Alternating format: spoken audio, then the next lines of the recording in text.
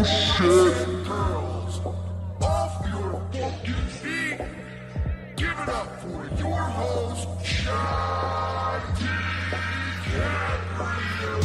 Ladies and gentlemen, boys and girls, welcome back into this Saturday edition of this In the Paint podcast. How's everyone doing this weekend? How are we doing? How's everyone feeling? Go Birds, baby! Let's fucking go. We're back. We're doing it, guys. Holy shit. We are back. We're in the bunker. We're doing it. We're having it. It's going down. It's going down, everybody. It's going down today, ladies and gentlemen. Welcome back into the show. Hopefully everyone's having a great weekend. Happy Saturday. Half the weekend's already gone, but that's all right. We're back in here. We're doing it. Have a lot to get to today. Go Birds, like I said. Another win by 2 victory over the Steel Toe morning show. Kudos to Win by 2 Radio. Thank you, Aaron. What a guy. Aaron goes on his show this past Friday on his big Rumble Fridays, and he has a fucking meltdown over the Minnesota Vikings. Imagine that. Imagine having a meltdown over a football team. Now, look, I get pretty mad and worked up when shit. I mean, just go to the last Monday when I lost in fantasy football. But so I get mad and I get it. But imagine having a meltdown on your show. I mean, Jesus Christ. But it's just another victory for us here at Win by 2. We can't stop winning. We just fall into victories around this place. You guys are in a good spot. You guys look great today. Welcome into the show. Have a bunch to get to on today's show. Lots of stuff to go over. The highlight of today's show is this Dr. Chao, man. And like I've been mentioning over the last couple of weeks, this guy, Dr. Chao, man, he really gets everybody's blood to a boiling point. It's very interesting, man. It's a very interesting case study to kind of dissect. Coming in for the $1.99, Sam V. Cut decline host loose ASAP. All right, cut him loose. Cut decline host loose, says Sam V. So do what you got to do with them. Scram. Thank you, Sam V, for the $1.99 helping us kick off. And also, too, thank you to our 2 members who came in on the pre-show, which was Muted Growl coming in to the stub toe. Welcome in, Muted Growl. And Michaela becoming a member for a month. Appreciate that, Michaela. So thank you guys. Help supporting this channel. As always, we appreciate your help. Is that fucking comment not coming up? Well, whatever. Yeah, so anyway, Dr. Chao, he's on Chad Zummick's show. And say what you will about Dr. Chao. I know a lot of people hate Dr. Chao. I know, look, and you're probably in this chat. So, look, I get it. A lot of people hate your guts. Dr. Chao was trying to get me to go on his show. I think Thursday. Him, Little Beer, Dr. Chao, and Addicted to Profits. Ching! Whoa, that's loud. I'm having a lot of tech difficulties today. That's why we are so late today. We apologize about the tardiness. I'm a man of, I like to show up on time. You know, when I say I'm going to be somewhere at a certain time, I like to show up at that time. But today, I mean, it's just out of our hands with these tech problems, man. I mean, you're dealing with, state-of-the-art technology that at any given point could just fucking crap out on you. It's like you spend all this money for no reason because it's eventually just going to take a shit on you regardless. But that's neither here or there. Dr. Chao, Little Mir. So Dr. Chao hits me up. He's like, yo, man, come on the football podcast. Now, you guys know me. I'm not really a person who does other shows. I mean, the only other show I've done is Softcast, and that's like the exception to the rule. I'm not looking to gain anything from going on Softcast's show. If anything, I'm doing him a favor. No, but in all seriousness, I don't go on other shows. It's so fucking, I mean, we watch it. I mean, you see it with Patrick Melton. You see it from somebody like Patrick Melton, where he was going on all of these shows, MLC, the Shuley Network, Ray DeVito, you know, all of these shows Patrick Melton goes on, and then, you know, all of a sudden it comes to a head where he's left to choose. Kevin Brennan wanted Melton to choose. You got to pick my side, essentially. And that's the position I do not want to find myself in. And that's really ultimately, and not to mention, it's like, look, you don't want me on your show, so just stop asking. So I just thought it was funny. Dr. Chao hits me up to do this football podcast, and it's like, you know, we're not doing football podcast, you know, nonsense, Dr. Chao.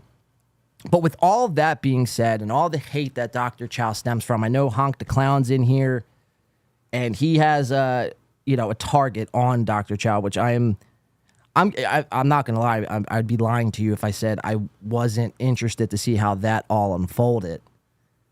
Honk the Clown's expose on Dr. Chao. But for all of that shit I've said, and all of the shit I've been saying about Dr. Chao, he pulled off probably one of the most brilliant trolls, and I don't even think he was trolling. That's the thing. All of you guys give him way too much credit.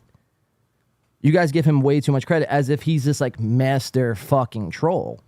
And I don't think that's the case. I don't think Dr. Chao actually is this master sensei troll. I just think he almost gets lucky in what he does. You know, you throw enough shit at the wall, eventually something will stick. So Chao was on Chad's sit down Zumach, where you at? That's a fucking fact. This past week, and we haven't heard anything from Chad Zumach. Where's Chad Zumach been? Chad? I mean, is Chad still alive? He missed out on his new podcast. So imagine starting a podcast. Chad Zumach, for everyone who may not know, started a podcast last week with another one with Tony Mazur and fucking Ken Mosca and this other random fucking probably live chatter. They start this football podcast. Everyone's starting a football podcast as if people are asking for football podcasts. It's like, you know, and I said this a couple weeks ago, but it's like nobody is asking for another sports podcast. Like nobody's asking for it, man. So if you guys are thinking out there, if you guys are inspired to do your own show and you're like, yo, like, what am I going to talk about? Well, let's talk about sports. Don't talk about sports. I mean, you could talk about sports, but don't make your whole entire show about sports. And especially about one sport, and that sport being football. Now, granted, I do love football. I'm, you know, a huge football fan. But I don't need to listen to play-by-play analysis and the betting line from Chad the Cuck Shark Zumach. Like, I just don't need it. I just don't need it. So they start this show 2 weeks ago. Ken Mosca, Chad Zumach, Tony Mazur, Clown Boy Mazur, who, by the way, is on new studio watch until December 1st. Tony Mazur is. And they do it every Wednesday. Wednesday came around this past week. It came and went. And yeah, just like that, guys, no new football podcast. That is loud. I apologize about that. So where's Chad been? Has he fallen off the face of the earth? Who knows? We're going to get to the bottom of it today. Like I said, Dr. Chao pulled off a great troll, I think. But, you know, like I said, I don't think it was, you know, because of his own doing. I think he just kind of fell into it. And we'll get to that coming up in a little bit today. Obviously, the big WATP weekend just happened last night. WATP, Carl Hamburger's little live event. Now, the last couple live events that's been taking place here in this universe, obviously you have Pottstown, which was a complete and total dumpster fire. We were there on the ground, boots in Pottstown, breaking all of that down. Still haven't received my poster. But Pottstown was a disaster. Then you fast forward to Atlantic City. That was a disaster. Then the Stonies event from Steel Toe Morning Show was a disaster. So now we are presented with another live event, and that live event is WATP Live. And a bunch of people were there in person. B Dabbler being one of them. Obnoxious John, another one. Cardiff Electric, Ray DeVito, Ari Jane, and obviously the WATP boys. And there was one other person who wasn't really in any of the shots, wasn't really doing any live streams. I mean, if I didn't tell you this right now, you would never know he was there, but that person is Softcast. Softcast takes the trip over to WATP Live last night. Obviously, being from the area, he goes out and he being a huge Carl fucking cuck. It's something I've always criticized Soft about. It's like, wake the fuck up. Wake the fuck up, Soft. Your love and infatuation for Carl, it's got to end. It's got to end.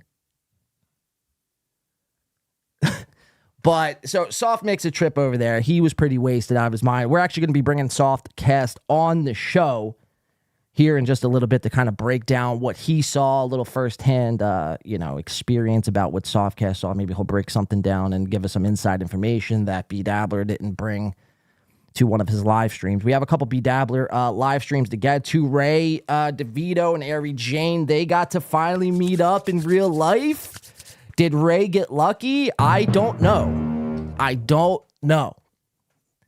But we have that clip and coverage coming up. I'm very excited to get to. Ray DeVito has been the topic of discussion. This week. Walking Tracy Jane from his podcast.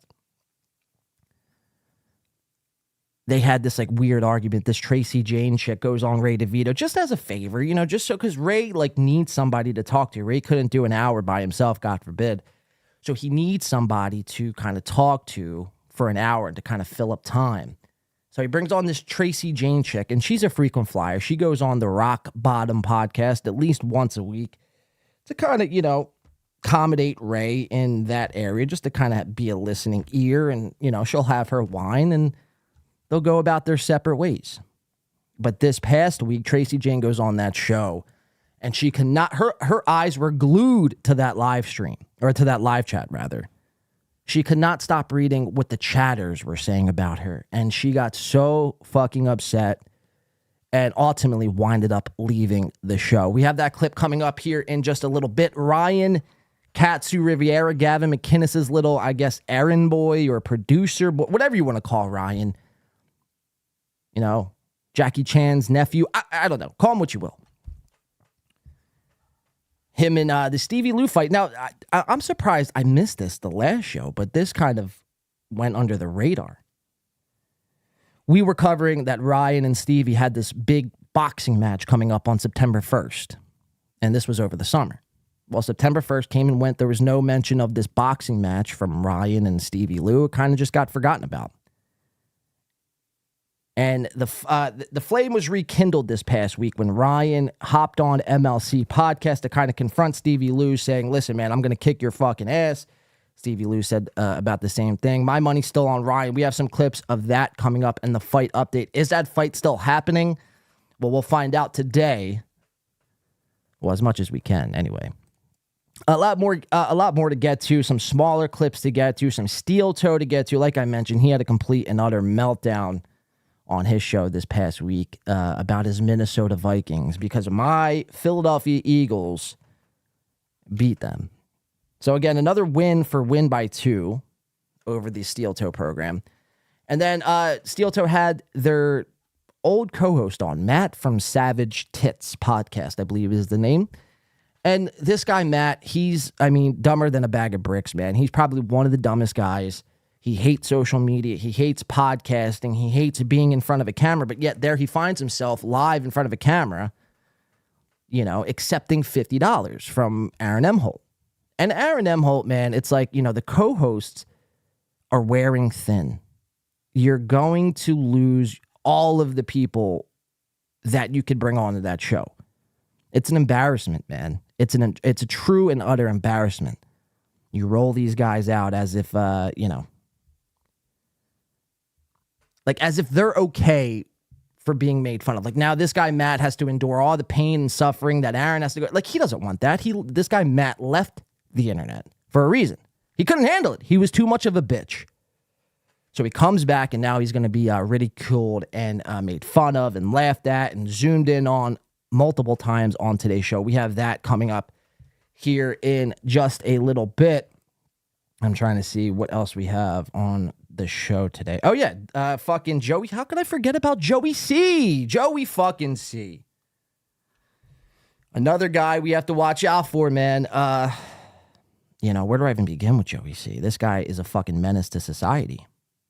Every time you turn on, and we've kind of went over this last week, but every time you turn on a fucking show, or you turn on YouTube for that matter, every time you turn on YouTube, there Joey C is. Doing another fucking quote-unquote show. It's not a show. It's definitely not a show. It's the farthest thing from a show, Joey C. Let me see. Lance coming in for the $9.99. Appreciate that, Lance. But Lance coming in says, from what I was told, Chad was caught off guard by the $115 resort fee at the hotel in Key West. He refused to pay and waived his Wi-Fi and pool access. No fucking way. So this is breaking news coming in from Lance. $9.99 coming in. Is that too loud? Are my drops too loud? But Lance just says, from what I was told, Chad was caught off guard by the So Chad, I guess, was doing a comedy show in Key West. He's been promoting this big comedy show in Key West.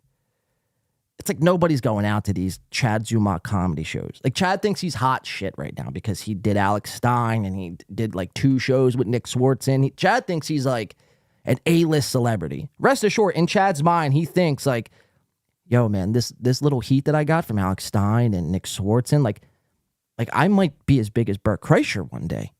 I actually might get to the top. I think I could actually see myself on Joe Rogan if I play my cards right and cuck it up a little more. But it's like no one is going to a Chad Zumock show. So apparently he has this Key West event, or this Key West comedy show in Key West. And his hotel fee was $115 according to Lance, and Chad couldn't afford it, so he waived his Wi-Fi and pool access just for a spot to say. That's embarrassing, Chad. Thank you, Lance, for the $9.99. We appreciate that. Holy fuck. We'll get to Chad later, man. Holy fuck. The cuck shark is, in pretty bad shape, if you ask me. I mean, when you're getting trolled by Dr. Chao, you should probably hang it up. You should probably hang it up and never live stream ever again. Like, you know what I mean? You should probably walk away, reconsider and reevaluate, recalibrate your fucking brain, come back and do something else. Because it's not working. This podcasting that you're trying to do is simply just not working. I mean, you got trolled by Dr. Chao. Imagine. So that's very funny. Thank you for that update, Lance. We definitely appreciate that. We'll get to Chad here in just a little bit. Back to Joey C. Joey C posted a message on YouTube saying he's quitting. No fucking way, says Brock Lee. It took me over a week to figure out what that meant, that name meant, but it's actually short for broccoli. So apparently Joey C has posted a message. So he's supposed to be going live at 7 o'clock, so in about 24 minutes here, but he posted a message apparently. Oh, 1 hour ago. Oh, look at this. Wait. So this is breaking news, courtesy of Broccoli. Breaking news, the Joey C outfit will stop all of their shows as of right now, 4:31 p.m. Eastern time. I mean, imagine putting like the exact time down. Like, why couldn't you just say 4:30 or 5 o'clock or no time at all? The Joey C outfit show will stop all of their shows at 4:31 and 32 seconds. Saturday, due to a very deep personal matter to me. I am sorry I let you down. Wow. The Lou and Kai show will stay going on the Joey C outfit, and Monday to Fridays, 7:40 a.m. Eastern time. Also Monday night, 6 p.m. show will go as planned. with Joey C with his new interview with the Irishman himself. Who the fuck is the Irishman? And why do I care? The morning show with Lou and Kai will run Monday through Friday, 7:40 a.m. Eastern Time. That being said, all other shows will no longer be going live at this time. The Behind the Wire Prison podcast will be Yes! Yay! Joey C is quitting his Behind the Wall Prison podcast that only has, I believe, one episode.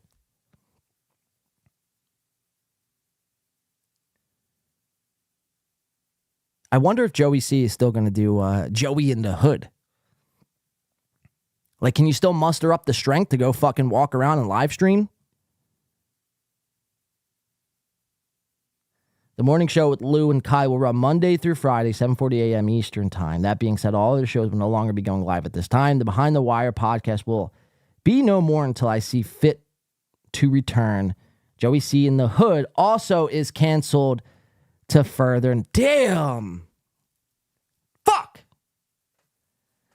Fuck, man. Joey C in the Hood's going to be canceled. You guys have no idea how much I was looking forward to that show.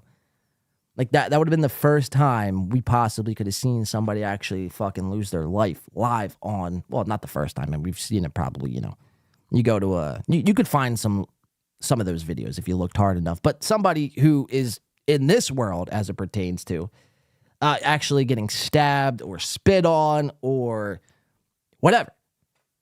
I was looking forward to this Joey C in the Hood saga, but unfortunately, Broccoli giving us this update, letting us know that, all these shows are being canceled.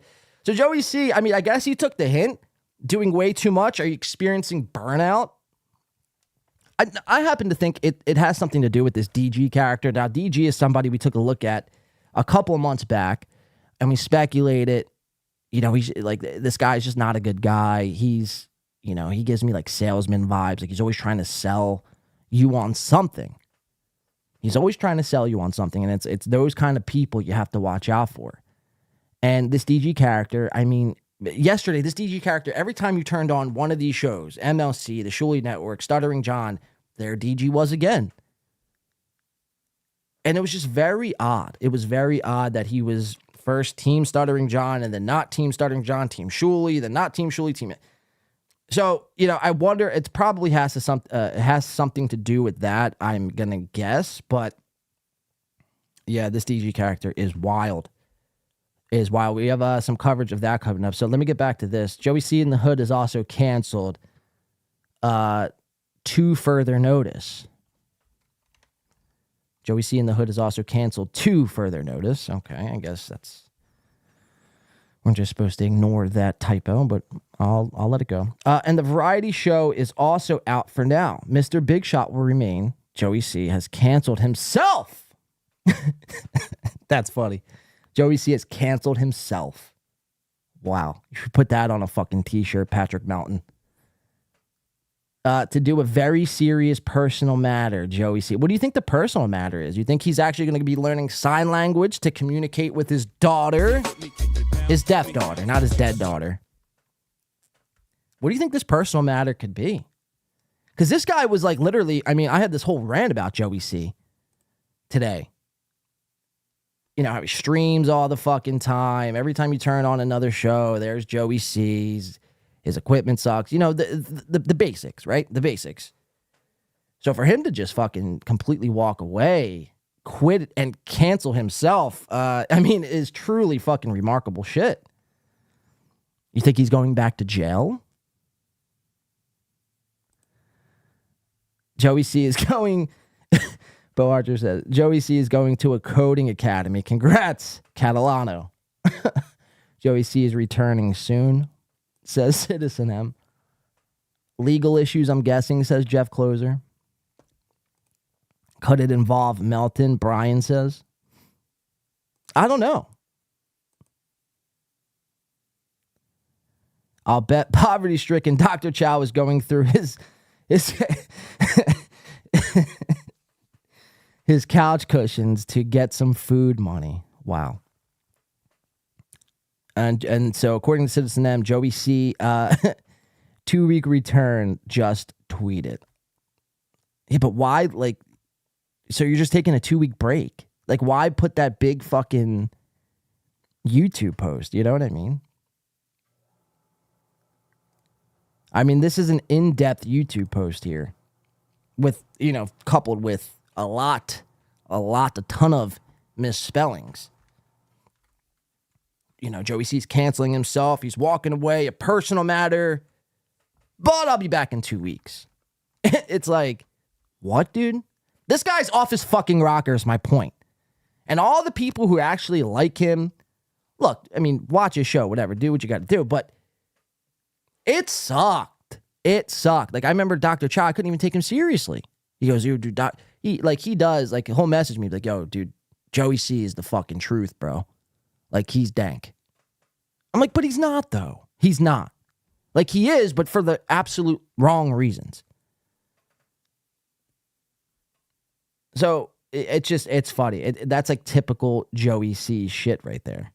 Announcing this big fucking, exodus from everything, canceling himself, only to come back in 2 weeks, which it's probably not going to be 2 weeks. It's probably going to be like 3 days, if that. I'd be surprised if it went the whole 2 weeks.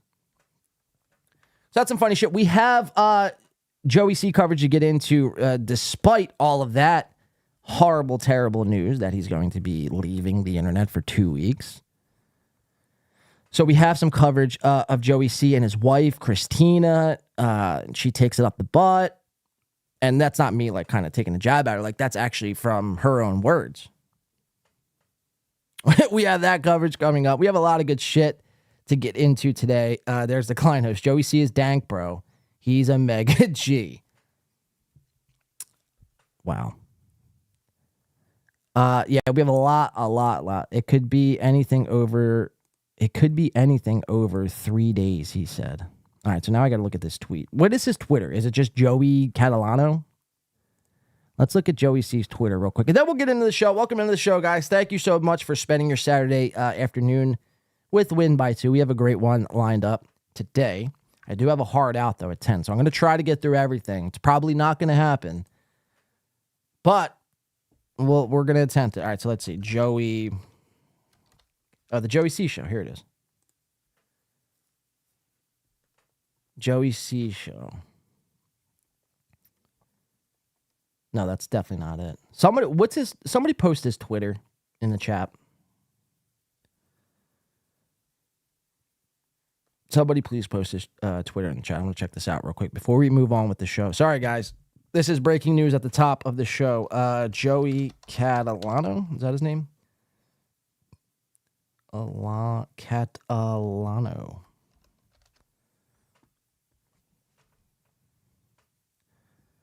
No, this isn't him. Girls varsity basketball head coach. Joseph Catalano, is this him? No, this isn't him either. It says loving father. We all know that to be a lie. Joey Catalano, is this him? What the fuck is this guy's Twitter? Joey C 1421. All right, thank you. All right, let's check that out real quick. Joey C 1421. Let's go to it. 1421. Odd number choices. All right, let's check this out. All right, here we go. This is 8 minutes ago. So this is breaking news. I want to go on record here, especially for Brittany Ritzy, Citizen, the Dabble store bitch. I have not quit. Again, you Dabble snitch. I have not quit. I am taking care of a very deep personal family matter, which I'm hoping will be fixed very quickly. Up to 14 days, not less than 3. So this guy's going, he's making it public that he's canceling it all. He canceled himself, but he's taking a break for anywhere from 3 to 14 days. Just stay tuned. Joey C will be back. We will stay tuned, though, because he is a very interesting character that needs to be looked at in the long term. With all that being said, though, we have some more Joey C to get into in the show today. Sorry, now all my shit's all fucked up. But welcome into the show. Let's get into the show, shall we? I want to start off with a clip of Ray DeVito. Here we go. Where's it at? All right, here we go. I want to start off with a clip from Ray DeVito.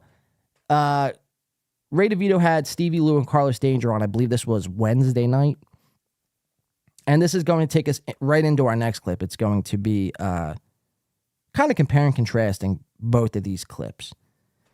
Now, we came on record when the whole David Chandler thing kind of took off a couple weeks ago. David Chandler, for people who may not know, is an anonymous guy is in this universe. And he was not even super chatting. He was like actually donating thousands of dollars to the streamers, B. Dabbler, Chad Zumach, Patrick Melton, to go outside, get half naked, and go swimming in a pool. Like, it's actually pretty funny.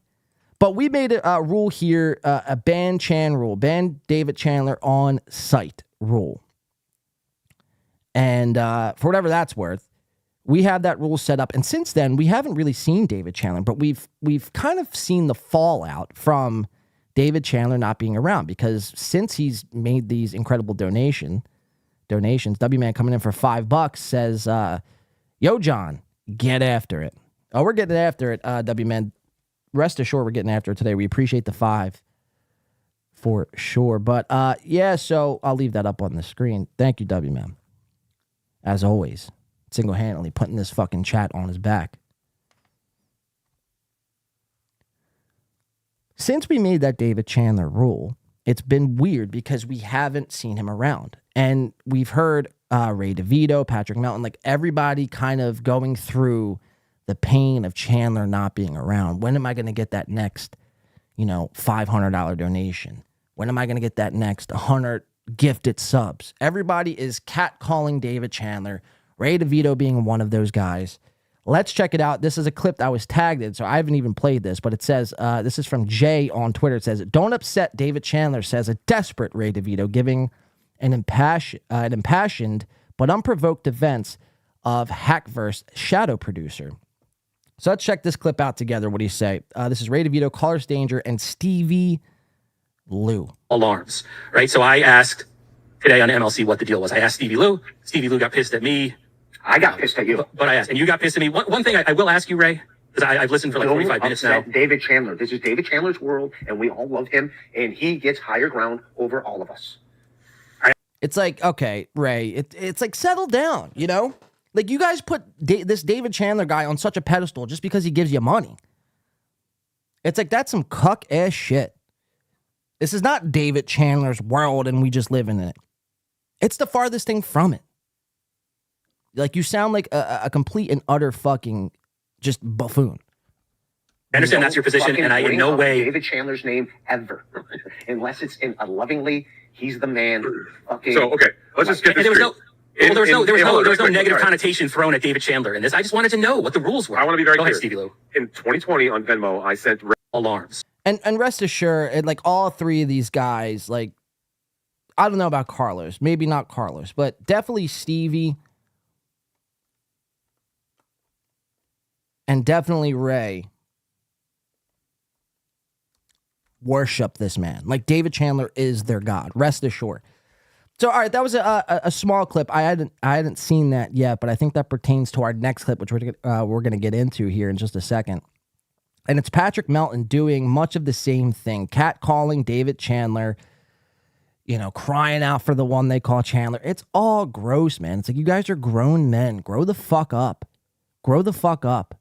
I get it. Like, he's donated astronomical amounts of money to you guys, but you don't have to cry out for his name when you don't see him around or when you don't donate. It just comes off as pathetic, weak, beta cuck behavior. And that's just what it is. Leave Carlos out of it. Yeah, I'm not really bringing Carlos into it. Like I said, I don't think Carlos really... I don't know that much about Carlos. I happen to like Carlos. For now. But that could all change on the drop of a dime. So let's go into Melton. This was a clip posted on Reddit, courtesy of Toucan Sambo. Patrick Melton is waiting for David Chandler to give him a free vacation. Let's check this out. This is gross. Rest assured. Patrick Melton, take it away. Oh, buddy Chandler, here's your wrench. Wink, wink. Oh, boy, Chandler's been, missing. I assume Chandler's laying low and biding his time, but I'm starting to get that giddy girlfriend, when are we going to Hawaii feeling, you know? I'm starting to get that giddy girlfriend, when are we going to Hawaii feeling. It's like, do you guys understand how weak this makes you look? Like, you try to come on and try to be this tough guy and this somebody, people should oh, you don't want to get on Patrick. You know how many times people have said that to me? You don't want to get on Patrick Melton's bad side. It's like, or what? What's he going to do? Cry out for David Chandler? To shoot me with his money gun? It's the most pathetic thing I've ever seen in my life. All these guys who make money, they make money outside of David Chandler. They act like David Chandler is the only reason why they're making money. It's like, you guys do make other money. So the fact that you're actually saying this shit out loud, is actually insane. It's actually insane. Keep watching. I'm starting to get a little bit scared because I have plans and I have things that are coming up on my horizon, on my timeline. And I'm waiting for that moment when David Chandler pops in the chat and he's like, I hope you got a bag packed. You're headed off to Myanmar. Now, I know most of you guys are probably oh, dude, it's a fucking bit, dude. He's just joking around. It's just how Patrick is. You just don't understand his humor. It's like, that all might be true. This it probably is, but I know deep down inside, dude, there's a part of Melton that is 100% serious. He's looking, he's scanning the chat. His eyes are glossing over every chatter, looking for the initials DC, looking for the first name David. And right now, Patrick Melton is a sad, sad little boy calling out for his papa. It's like Joey C's deaf daughter trying to, make communication with Joey C, and she can't. And it's heartbreaking to her. That's what Patrick Melton is experiencing right now, because David Chandler has been nowhere to be found, has left no breadcrumbs for anybody. So now these guys have gotten so used to him just fucking launching fucking 50s and 100s and more. They've gotten so used to that. They think it's okay, and they're comfortable enough turning on a camera, booting up their microphone, and calling out for his name. That's gross. It's gross. It's really gross. And I'm like, fuck, I have a thing this weekend. And he's like, take it or leave it. That's the offer. Let's go. And then I'm like, Chandler. So now I'm starting to get that every time, because he told me last time we saw Chandler was a week and a half ago, and I told him, don't come in here with your $50 again. He's got the exact time down to the second of when the last time David Chandler blessed him. So again, the last time we seen it was a week ago, around 8:30 Pacific time. It was the last time he donated, when I looked like a complete and utter fucking idiot jumping into my hot tub. And then did you hear him on his last stream on Friday? He said he had a headache and because of the sun poisoning. It's like, dude, you were in the sun for an hour and you got sun poisoning? Give me a fucking break, dude. Give me a break. It's like, the cheeseburgers are starting to clog your brain. It's a sign. And it'll be a sad day if Patrick Melton dropped dead of a cholesterol overdose. It's like, take care of yourself, bro. Take care of yourself. Stop worrying about David Chandler and start hitting a treadmill. Because all that money is not going to be good if you can't spend it, if you're fucking dead of a diabetes fucking, surge. Let's keep watching. So now I'm sitting here waiting almost every show I go live. I'm like, could this be the one where he casts me off into the sea? All right, so that was Patrick Melton calling out for in his eyes, his God, David Chandler. So that just two little small ones to open up the show with. I think I want to switch gears here. I want to bring on Soft. I want to get to this WATP stuff, this B Dabbler stuff. We're going to move a little quicker than we normally do on other shows today. It's because I'm up against it, as they say. So hopefully he is watching and he is ready to go. Let's bring him on. Softcast was at WATP. Let's bring him on.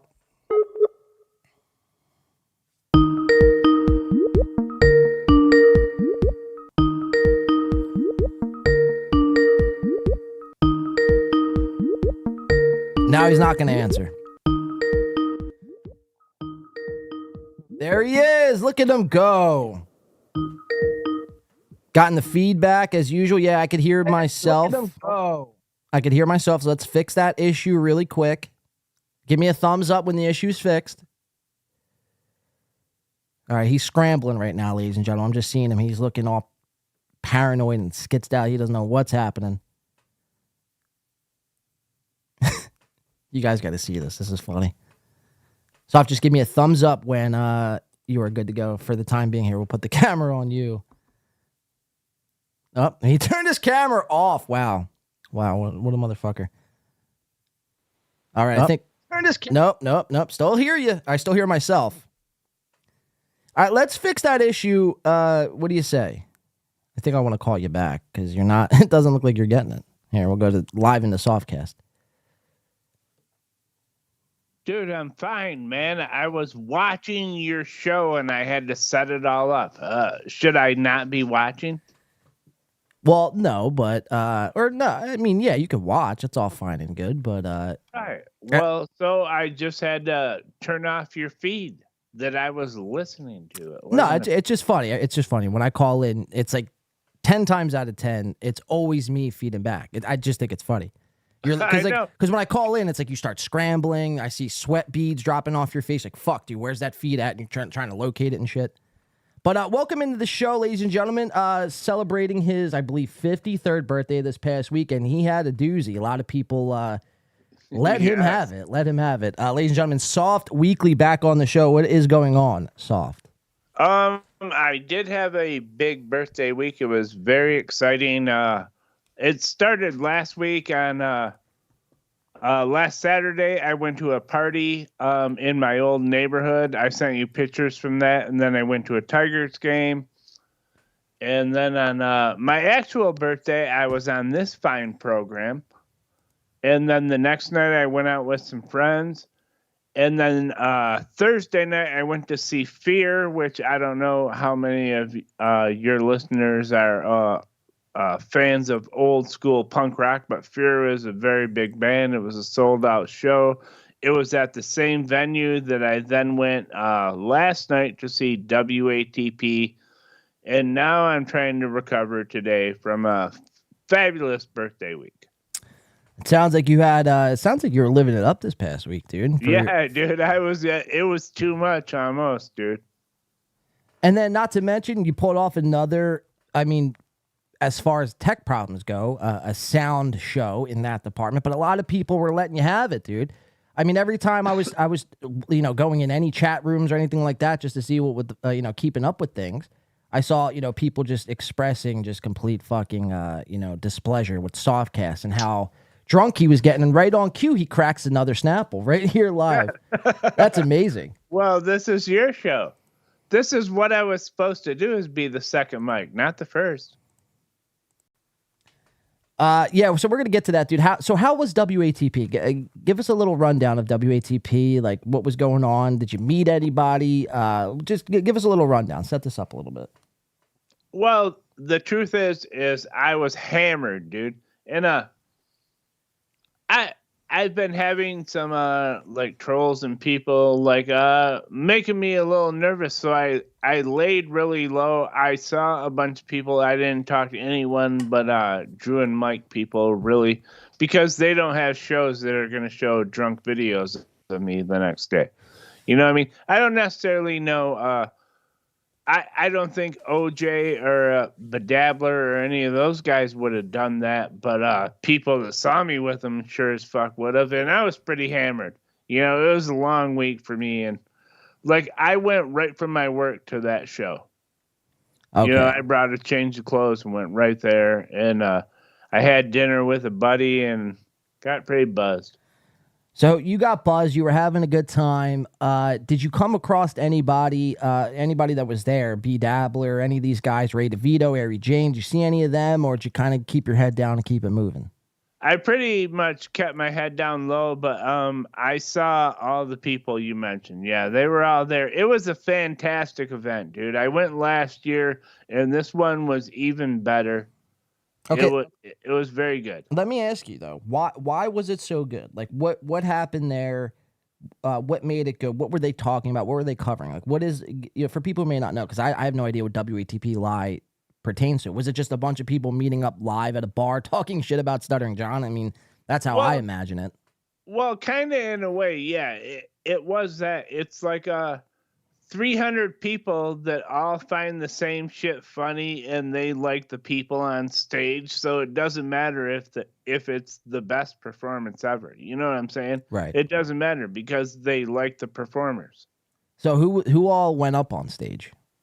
Eric Zane, you know, I'm buddies with Zane. I'm a big Zaniac. Eric Zane was there. All the guys from Drew and Mike, my buddy Brandon and Mark Fellhauer and Drew, and all the WATP cast, and Bedabbler and Tukey were there. You know, I mean, it was all the cast of characters. It was a fun event because it was like in a small venue with 300 people that were already, you know, they were fans. They were ready there to have fun. It was good. Did DeVito get up and perform? Not that I can remember. I can't say for sure that he didn't. No, I cannot say that for sure. I don't think so. Ray DeVito would have been low level at that event. No. Wow, Ray DeVito would have been low level, says Softcast. That's amazing.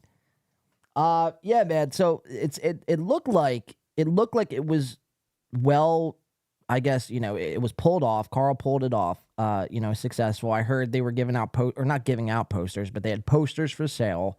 Oh, yeah, I wanted to talk about that. They had posters. Like, I got a poster from last year and this year. It's still out in my car. But, yeah, they gave you the posters for VIP. I mean, so that's how it should be. So Shuli, you know, tried to emulate that same model, this poster for the VIP tier. And obviously, you know, we're however many months past Pottstown, we still have yet to receive that poster. But, you know, I mean, say what you will about Carl, and I've had my fair share of criticisms of Carl, but I feel like he is pretty professional when it comes to these live events. And, you know, if he says he's going to have something there, like a poster or whatever, it's going to be there. Yeah. I went to WATP in Detroit 2 years in a row, and I got my poster. You went to one Pottstown. Any poster for you? Nope, still waiting. Still waiting. Brock Lee coming in for $1.99 says it was a Drew and Mike event, not WATP. That's it. In a lot of ways, true, because, you know, you and I have talked about it. The Drew and Mike Army is strong, dude. We show up for every event in large numbers. So was Drew and Mike there? Did they hop on stage? Oh, yeah, they were on stage, yeah. Yeah. The podcast, Carl released the podcast from the live event today. Last year, the audio sounded like shit. This year, it sounds pretty good. It's cool. I didn't get all the way through the podcast, but it sounds really nice. So, and John will hate me for this, but any of you guys that enjoy WATP, go check it out because it's a good show. Wow, you just plugged Carl's show. Yes, and wow. I know you do not like that. I mean, that's ballsy, dude. That's ballsy. We'll let that one pass. If another thing like that happens again, we might have to cut you loose, as they say. But I was looking forward to it. I wish I would have known, because you sent me a video I think at some point yesterday, and I kind of glossed over it, but I didn't realize that you were going to be at WATP Live. I would have went live last night or at some point yesterday, and had you been like boots on the ground doing like your own live stream, we could have simultaneously had like this feed going. But I wanted you to get some like dirt on Ray DeVito. But whatever. But it sounds like it was a good time. We have a couple clips from it though. B Dabbler was there, like I mentioned. I saw those guys, and I talked to them today. They're like, "Why didn't you talk to us?" I was like, "Because I didn't want to. I was pretty hammered. I didn't want to be on record on someone else's show how buzzed I was last night." Yeah, but like I said off air, I don't think they would have even done that. You know what I mean? They all pretty much, like you and fuck with you to that. I don't think they would have done you dirty. If I was there and I saw Drunk Softcast, now that's a different story. I probably would have booted up my fucking show and did a live stream right then and there, Look at this idiot. Right. But we have some B Dabbler coverage. Now, Ray and Ari Jane were both there together in the same room at the same event. It's like, hell might be freezing over today. You know what I mean? It's now I've speculated a little bit at the beginning of the show that, I don't believe Ari and Ray actually hooked up. They probably didn't even touch each other. No, not at all. You don't think so either? No. Do you think it was like mutually, like they agreed, like they both didn't want to do it? Or do you think like Ray was too scared or Ari didn't want no parts of Ray? Like, what do you think happened? I think they mutually agreed it's not going to happen, but let's do it for content. You know what I mean? If they were ever going to fuck, they would have already fucked. You know what I mean? It wouldn't be a big deal. Yeah, but they also live states away. Oh, yeah. But yeah, if you live states away, that's why you get it in after 2 visits. It's on or it's not. That's true. Yeah. The first sight, you're like, we're not even staying for the event. We're getting out of here. We're going back to the room. Right. It either is or it isn't. You know what I mean? Right. After that, All right, so I want to play a couple clips off why we have you on to kind of comment over this whole WATP weekend and kind of try to break it down. We'll kind of, we'll speculate and we'll see maybe after I show you these clips, because I know you haven't watched these, right? You haven't watched any B Dabbler stuff. No, I haven't watched any of it. So maybe that'll change your mind, and maybe me rewatching it maybe will change mine as well. But we have B Dabbler here, and he did like an IRL stream when he first arrived into Pottstown yesterday. You just hit me with a drop. Yo, Soft is on one today. He's plugging Carl's show. He's hitting me with fucking Danger Zone drops. Jesus Christ, look at him go. Look at him go. He's feeling confident, bro, smoking that jewel. Now I'm zooming in on your face. There you go. All right, so look, we got Fucker. Yeah, you're zoomed. And we'll leave you there. That's your punishment for fucking just doing a random drop. So you'll be zoomed for the next 10 seconds. We have B Dabbler IRL stream, and this is him meeting Ray. Sorry, I have the big fucking. There's a big face of you over my shoulder now. It's kind of fucking bizarre. I know it's distracting me as well. We have B Dabbler meeting Ray and Ari live for the first time. So let's go to this clip. It's at the 21-minute mark here of the show. Sorry, fucking laughing thinking about that. All right, so let's go to it. B Dabbler in real life. You could see this, right? You can see what's happening. All right. You should be able to hear it as well. Let's check it out. Good. That'd be fantastic. Absolutely. Right there. It's great to meet you again. Thank you, man.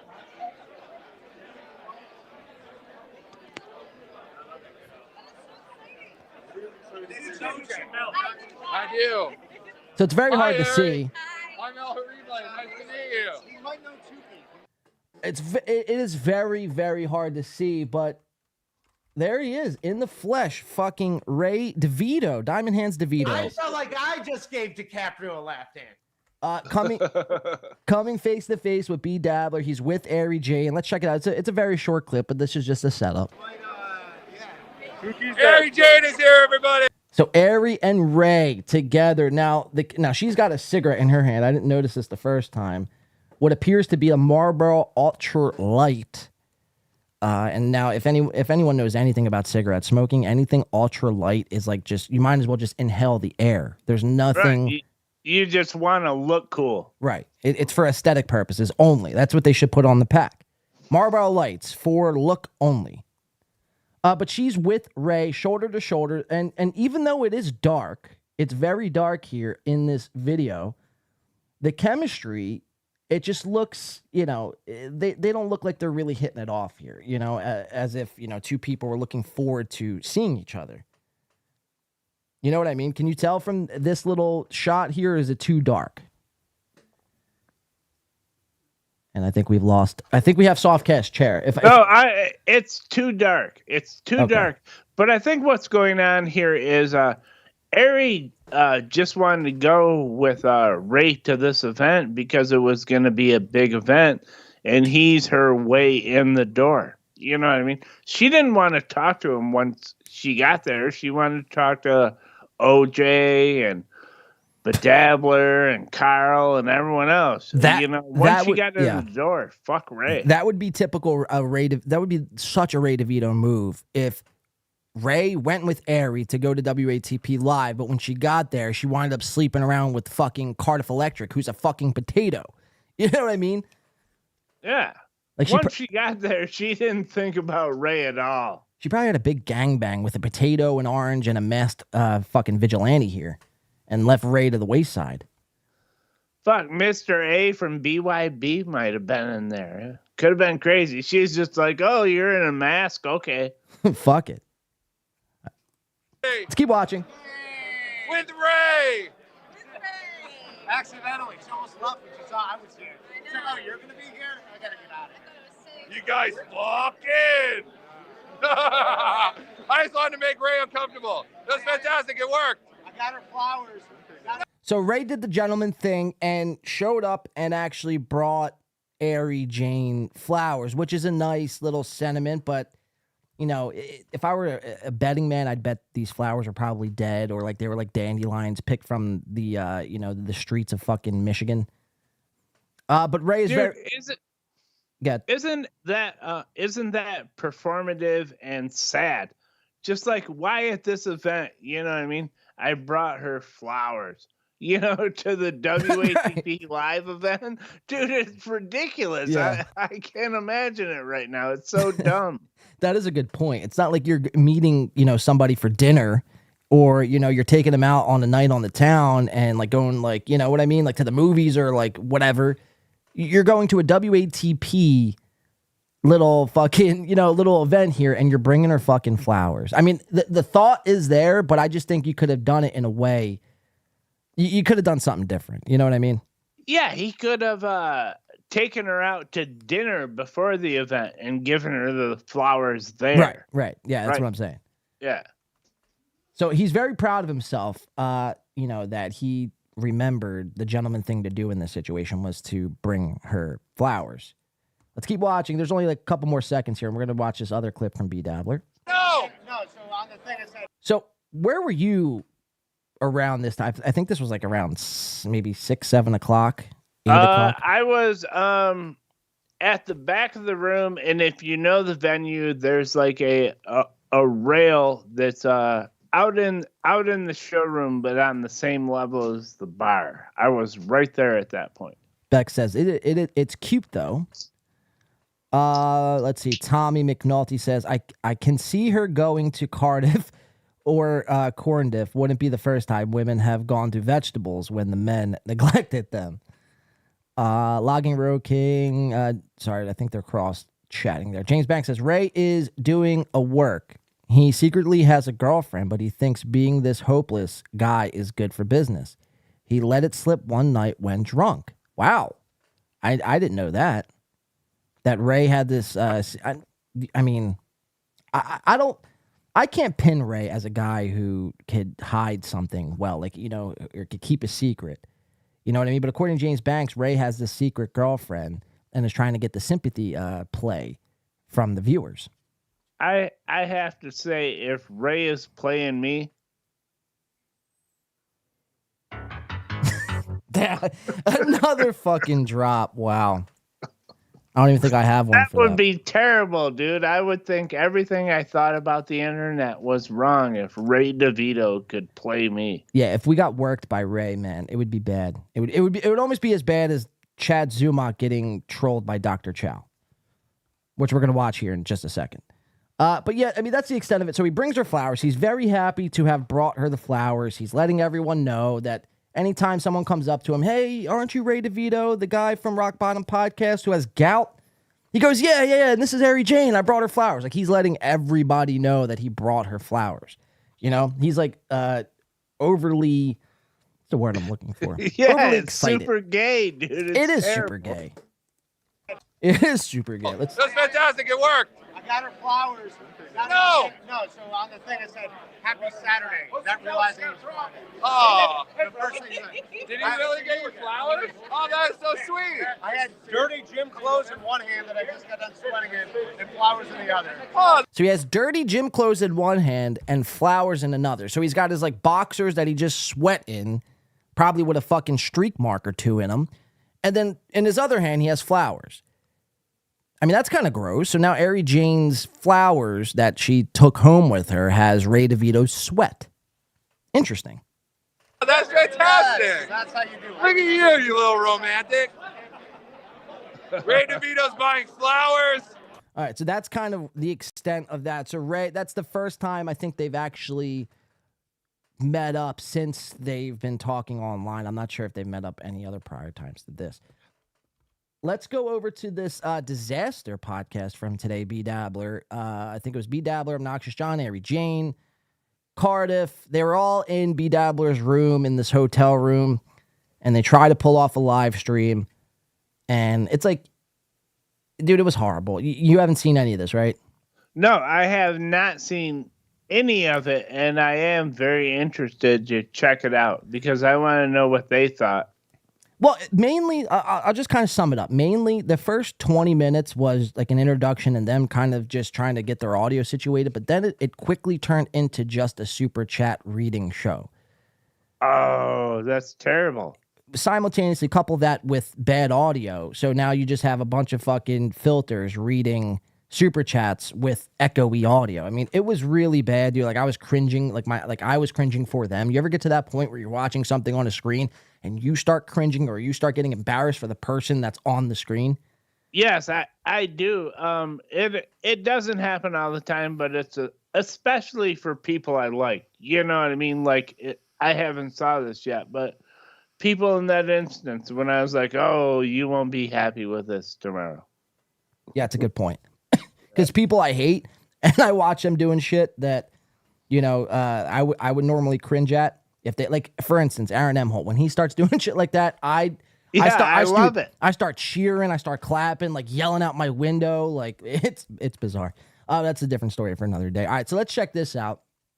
B Dabbler, Obnoxious John, all the filters are in one room simultaneously with Ari Jane and Ray DeVito. The weirdest gangbang of all time probably took place in this little room here. So let's check this out. Greetings, dabblers, and welcome to a very special. So now, mind you, you're gonna hear. There's gonna be a lot of echo here. So it's not you. You don't have to adjust anything. Viewers at home, it's not you guys. It is them. Be dabbling live. Why am I coming through? I think I'm coming through your microphone, OJ. No?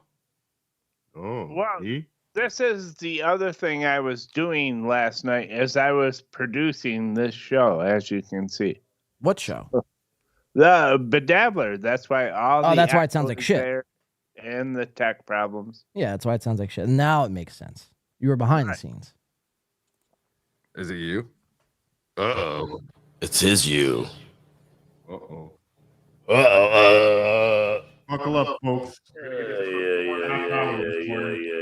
1.5 hours. The thing's not working.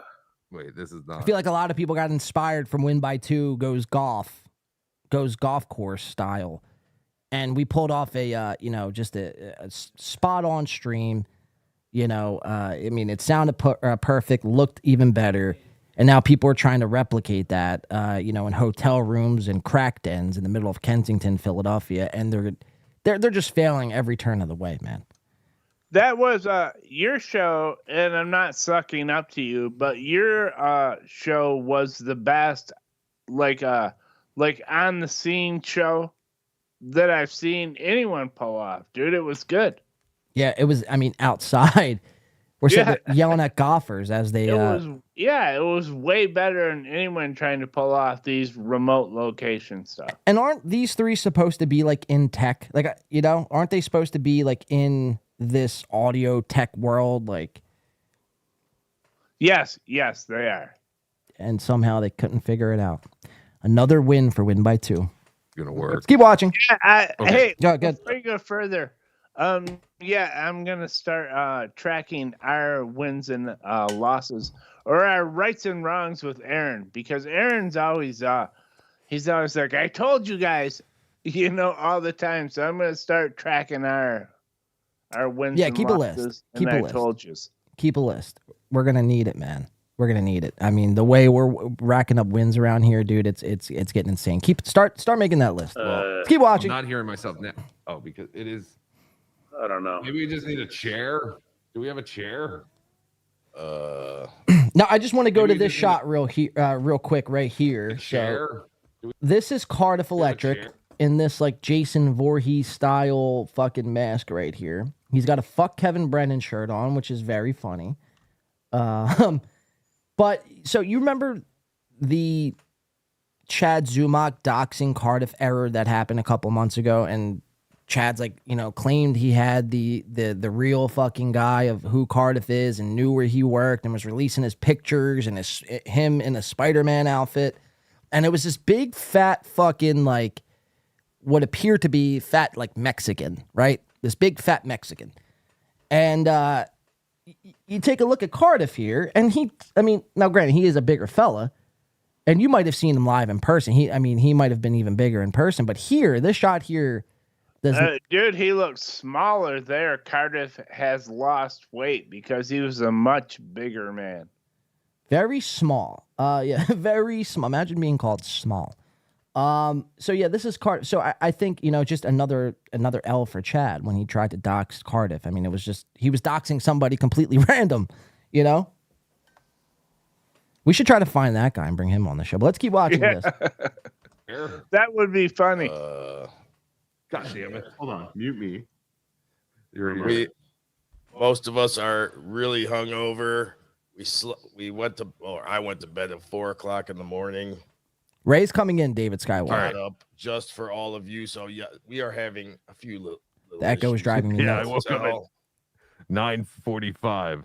That's why. And it's like if my show is echoing this bad, it's like you turn it off. You live to fight another day. You don't just do. They did almost 2 hours with an echoey, reverberated live stream. It's like, just shut it off. Like, nobody is forcing you to continue. You know what I mean? So it just leaves me scratching my head, like, why they decided. I mean, I get it. I mean, you're making super chats, but it's like, you could write all them guys down and then thank everybody on the next stream. Like, let's figure out the audio if you're going to be on here for 2 hours and we got to listen to you. Like, a podcast is supposed to be listened to. And when your audio is coming in double, triple, it's like people can't even make out what the fuck is what. It's like, just shut it down and come back later.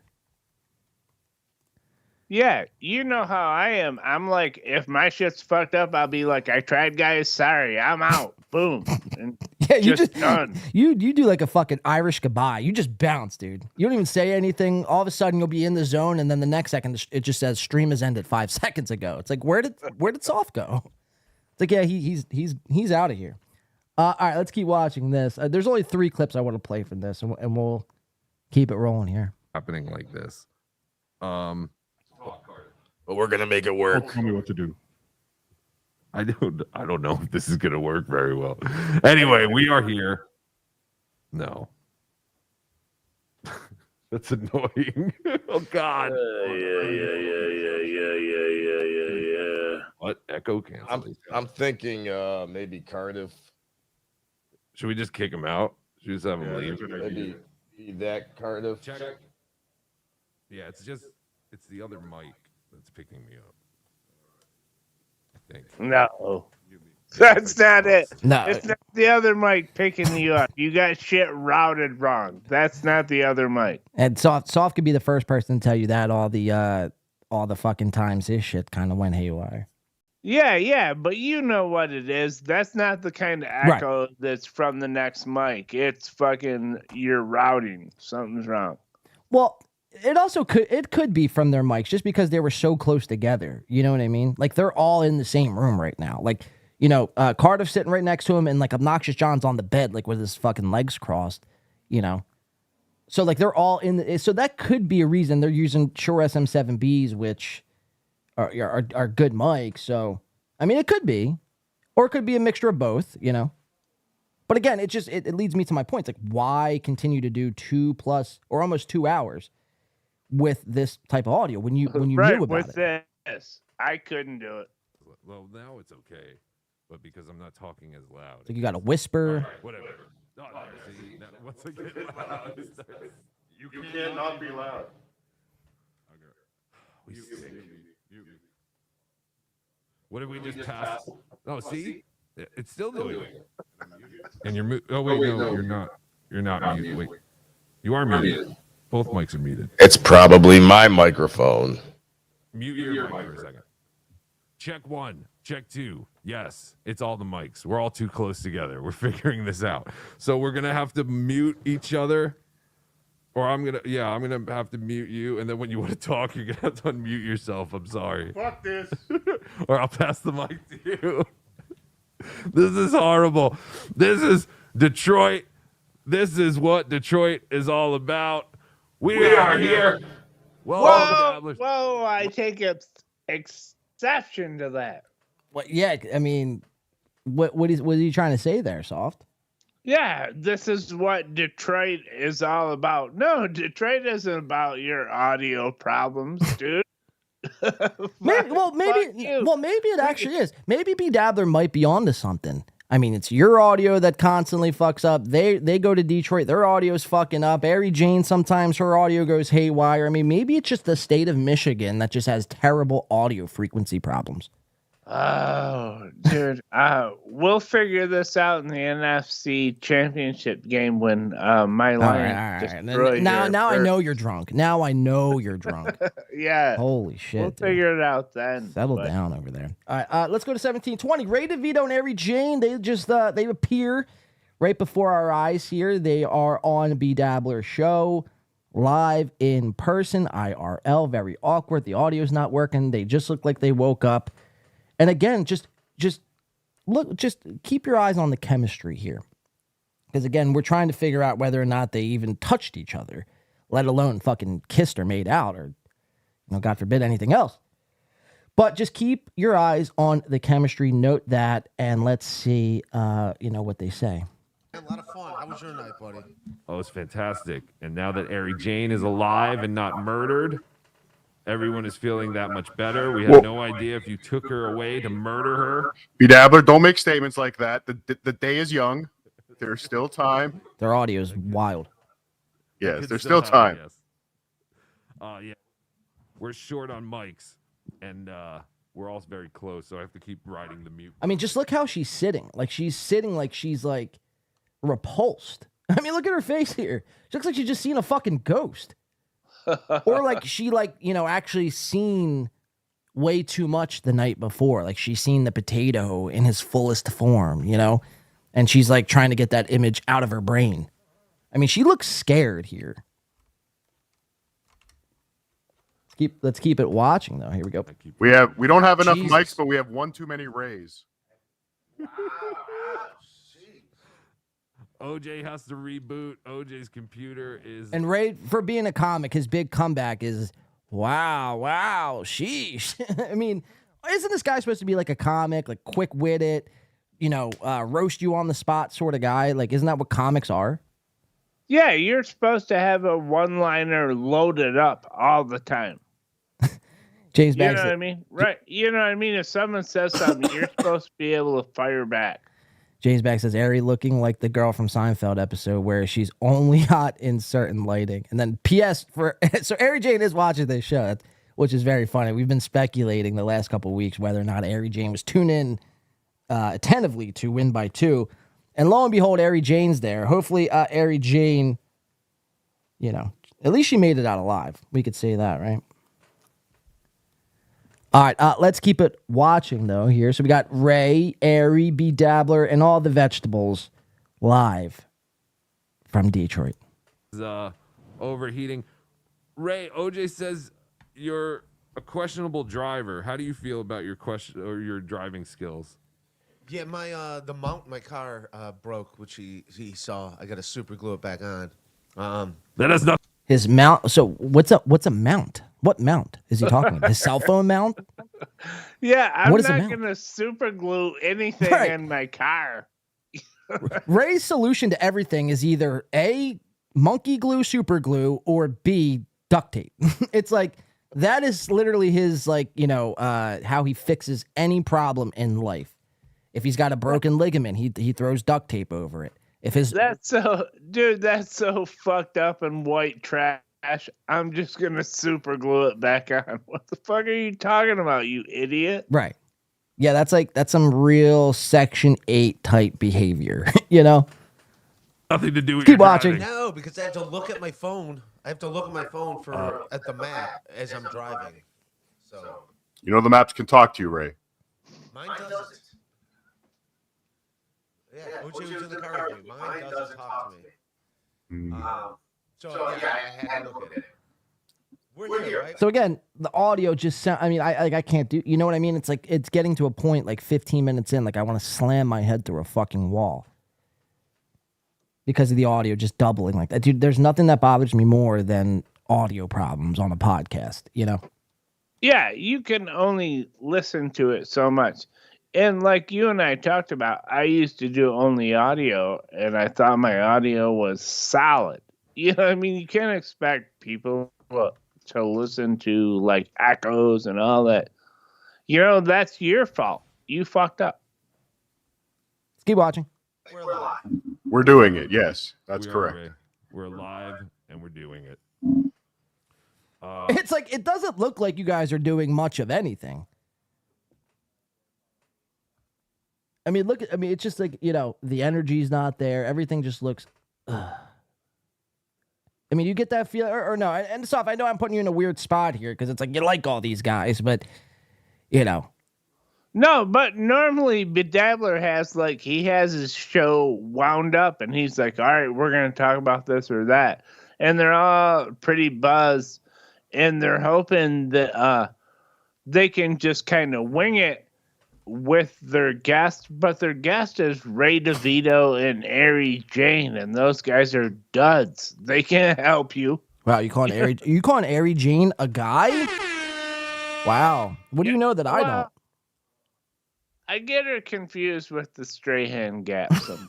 But. Wow, Soft going for you hear that, Ari Jane? Soft going for that Gap fucking comeback. It's fucked up, man. But I mean, those aren't the guys. If you're having an off night, you don't want Ray and Ari Jane in there to try holding and it down, liven right? up your show, Right. Especially when it looks like they went through an awkward night. Right. Ari, if you want to disclose whether or not you and Ray touched tongues and got a little freaky, please feel free to disclose that in our chat. We're guessing no. We're guessing nothing happened. You guys just sat up and talked about your feelings all night long in the direction of your podcast. Or it's probably, no, actually, I take that back. It's probably much of Ray just bitching at you and you just like having to listen to that for 8 hours, And it's so sad, this whole thing about Ray bringing in her flowers. I pray that was a bit, because otherwise it's super pathetic. No, I don't think it was a can't bit. believe it. I don't think it was a bit, man. I do not think that was a bit. I really think he brought her flowers and like came up to her, was like, "Hey, what's up, Ari?" And like Ray said, or like Ari said, had his gym clothes in one hand and flowers in the next. Right. And so then it's like beating up a retard, dude. Right. I don't want to ever talk about Ray anymore, because now I know what kind of dude he is. Right. And that's terrible. It's like that Pink Floyd song, but quite literally, like two lost souls swimming in a fish bowl. Yeah, that's Ray DeVito and Ari Jane in this instance. Can't even be mean to Ray anymore, because now I feel sad for him. I don't, dude. He puts himself in these situations. It's like, there was a moment in time where I was like, yeah, just give Ray the benefit of the doubt and like, let's not fucking, you know what I mean? It's like you're like your little cousin, you look after him or whatever the fuck. But it's like after a while, dude, I mean, he goes live every chance he gets. It's usually a disaster. And it's like, what kind of person would I be if I didn't highlight those fucking flubs and mess ups? It's like we laugh at everything here. Even you, Softcast, like you're not privy to being laughed at, No, I agree with all that. It's just like we have some history with Ray, and I want to like him, but when I see this shit, and I still like him when we talk to him, but when I look at this, I'm like, oh my God, this is the kind of shit we laugh at, It's ridiculous. Real quick, Beloved Chandler says, the flowers are a callback to the time Ray and her were having a drink and a guy brought her flowers and she married him. Maybe lightning will strike twice. Okay. So if Ray may be thinking, if that is the case, Ray may be thinking that he's going to marry Ari Jane. Oh, yeah. And then Ruby Tuesday, real just quick. As sad. Ruby Tuesday says, Soft is right. It's still just as sad. Even if that's the callback, then Ray's saying he's bringing out flowers and being like, you want to be my girlfriend? Ruby Tuesday says, AJ is nasty and needs a ring light. Finally, the proof. Play the clip. That's funny. All right, let's continue on with the said clip, shall we? Now, again, keep your eyes on the chemistry here. It doesn't look like two people who had a loving, intimate night. It looks like, quite frankly, the exact opposite. Like, something just went bad in this situation. Let's keep watching. I'm in Detroit so far, Ray. I like having fun. It's nice to do a lobby in the hotel room and not in the lobby. That's why I made a podcast, not in the lobby. Those are all words Ray just said. So this is Ray. If you heard it all under that echo right there, it was Ray saying that essentially this is his first time like being on the road doing a podcast, not in a lobby. Which is a good point. I mean, Ray's on the road a lot and does podcasts a lot. Every time he's in a hotel, he's like, and people make fun of and compare Ray DeVito to Barry Ribs because Barry Ribs has to do fucking, live podcasts from Dunkin' Donuts. And it's like, that's the direction Ray's almost heading in. So I could see the comparison when they say Ray's, full transformation into Barry Ribs is almost complete.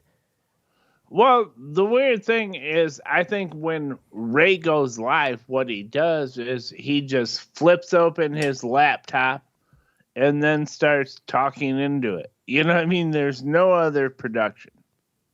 You know what I mean? Genta says, Jesus, one night stands have been less awkward than Ray and AJ together. Yeah, I mean, again, the chemistry is just, it's just not there. It's just not there. That flame is out. So for people, wondering if Ray DeVito and Ari Jane are going to be the Bachelor and Bachelorettes of 2023, they're not. It's never happening. They're not getting together and having little DeVitos running around. Like, that is not happening whatsoever. And I think Ray, in the back of his mind, like, he knows that. And is probably pretty bummed about it, because he's like friend zone now, essentially, from this point moving forward.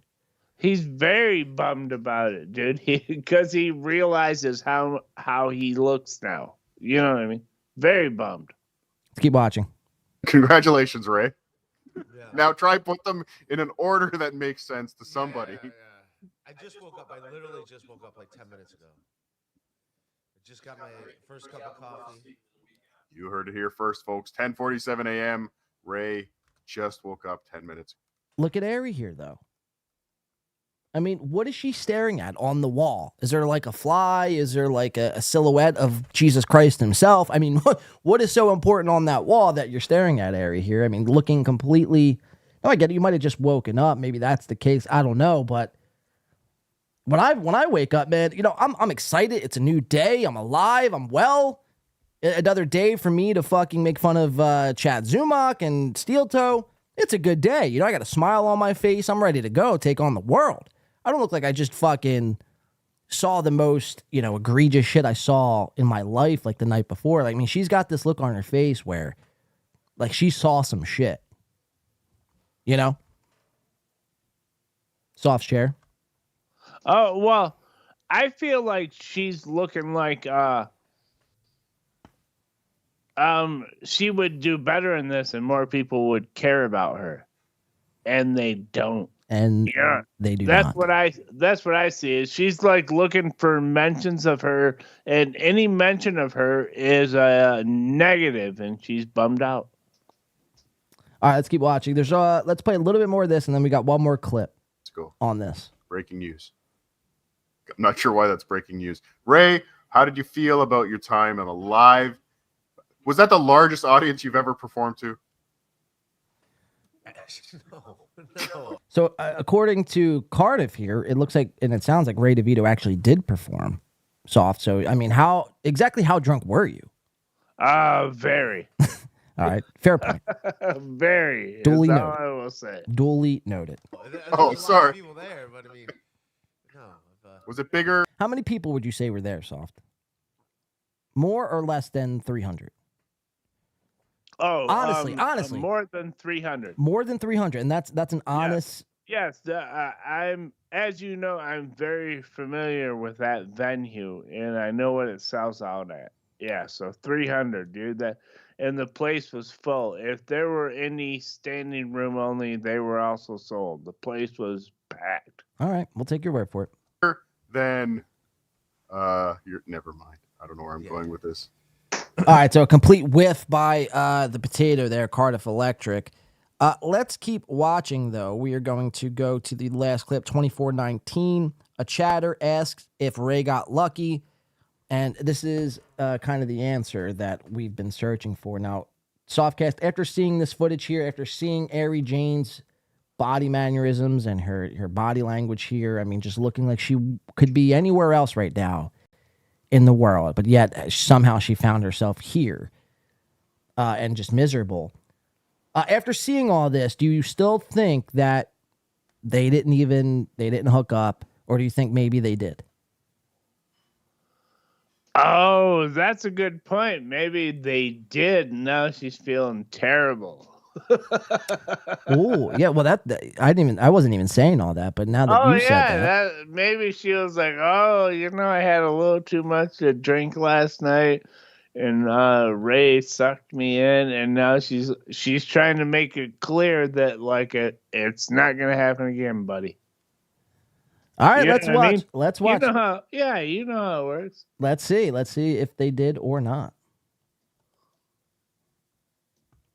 They needed $10 for ice cream, which they pulled out of the pot.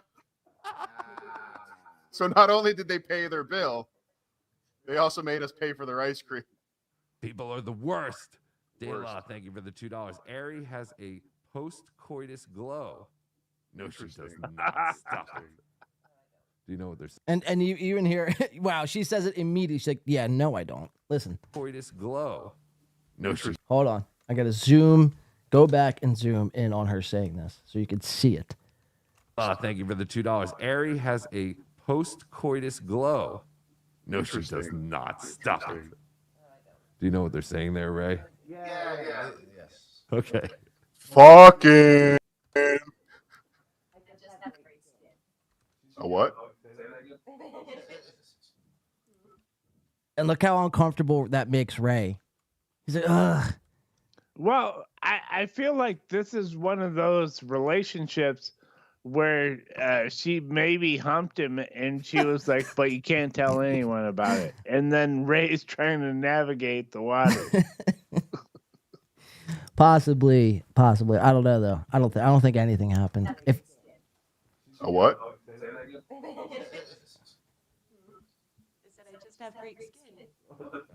She does has great skin. I'm sorry, I have to keep muting and unmuting and. And they both, go for a giant sip here. Are there any skin product? We should make that a thumbnail here, Ari and Ray. Yeah. Both sipping and trying to, maybe there's some alcohol in that, and just trying to drink their pain away from not. Like I said, I'm gonna guess no is the answer on that. But yeah, that is the big Ray DeVito WATP Live B Dabbler with the bad audio and all. We powered through it. We're back over here to Softcast. So, very interesting stuff, man. I want to get to your stream. I want to keep this moving along, man, because like I said... we're gonna go to a show with great audio. Yeah, said no one ever. Is that coming in a little hot, by the way? My drops? No, it sounds good to me. Okay. All right, so I want to go to your stream from, I believe, when was it? Tuesday night, September the 12th? Yes, my birthday. Your birthday. Right. So it was your 53rd. You boot up a live stream here. It was about, you pulled a win by 2 in this situation. You always give me shit for going on and rescheduling my time and going on the day after or 2 hours after. Yo, bro, you got to stick to a schedule. When you say a time, you got to go for a time. Well, fast forward to September 12th on the Soft Weekly YouTube channel. And there it was, the thumbnail. It says, I'll cover Steel Toe, scheduled for 7 p.m. Well, I put the notification on, and as 7 p.m. started to approach and get closer, I look at the, the thumbnail, and I was in there ready to go. I had my watching hat on, or whatever you'd like to call it. And I'm getting ready to watch, only to be disappointed into seeing that the stream had been pushed back to 9 p.m. Wow. Yes. Wow. So your stream was pushed back, but you had been drinking a ton here, correct? Yes. Drinking way too much, but I didn't have my what I thought would be enough content for a show together, and it ended up being a disaster. But yes, I pushed it back, and you are right that I always gave you shit for that, because people should know when your show's going to be there. All right. Well, at least you could admit that, man. All right. So I want to go to the. But you still do it, and it's still wrong. Oh, okay. Oh, yeah. You're just gonna say that, like, as a matter of fact. Oh, by the way, you still do it, and it's wrong. Right. It's like I have my reasons. If I schedule a show and I'm not on, it's not because I'm neglecting to go on at that time. Oh, I just don't feel like doing it at 5 o'clock now. It's like usually 10 times out of 10, there's something and a reason why. You know what I mean? Yeah, I do. And I say that with lighthearted. Yeah, no, I know. In a way. But yeah, I believe like scheduling shit so the people that enjoy your show knowing when it's going to be on is important. All right, so I want to go to 2 clips from this show, and then Soft, we'll let you go. I appreciate your time here on tonight's show. I want to get to 2 clips on this. I want to get just to the intro, and it's you took the Shuli music and played it at the start of your show. So I want to play that, just a little bit of it, and just to kind of give people some context here. And then I want to play the very ending, because I thought it was fucking hilarious. But all right, so this is Soft Weekly. I'll cover Steel Toe show from this past Tuesday. Let's check it out. It's time to wake up. So you got some Looney Tunes going on, and obviously the Shuli music. Now, what was the point of the Shuli play here? Well, the point of the Shuli play was because we also did the Shuli test with the music. And then I thought this was funny because the next time Shuli was canceled was because of the rooster. Right. Okay. Right. Right, when he got that's banned off why YouTube. I did this. Yeah. That's what my thinking was. Okay. Makes sense. And yet, that whole Shuli thing, we'll have to get into it on another night, but it's all very sketchy shit. All right, so I wanted to ask you that, and now I want to fast forward to this. So you had just got done covering, you did, almost the same amount of time B. Dadler did, an hour and 47 minutes. You're going through stuff. You got Steel Toe. And now you're taking this approach because you feel like a lot of people are not wanting to cover Steel Toe or whatever the case may be. So you're taking it upon yourself to cover Steel Toe. So you're covering Steel Toe throughout this show. I think you end up on BYB. Things are moving pretty well. The stream looks good. Everything's not, things aren't lagging. The audio's good. Everything looks crisp. Soft is pretty drunk. Note that. And then we get to the end here, and again, you do this like Irish goodbye, which I thought was hysterical. Let's check it out. Has done in the last week since that show aired, has picked beefs with people, like basically every day. He's maybe not every day, but he went after Az the gamer, He went after Elisa Jordana. He went he went after a bunch of people. Next week I'll be way more prepared, but I wanted to see if I could get another stream off and hope it went well. I want to check in with the chat because some of you guys have been here being nice. I don't know who Sauce/Brain Cell is. I don't know if he likes me or just likes trolling me, but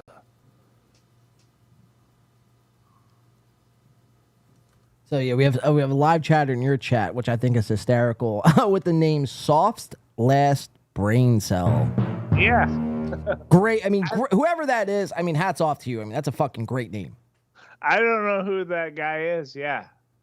So, all right, we're at the very end of the stream. Now, mind you, at this point here, it's probably like close to, if not like almost 12 o'clock on the East Coast or Eastern Standard Time. And you're probably like, you know, a 24-pack of Snapples deep at this point. It's your birthday. You're letting it all rip. Oh, many Snapples. I don't know how many, but well north of a dozen. Well north of a dozen. Let's keep watching.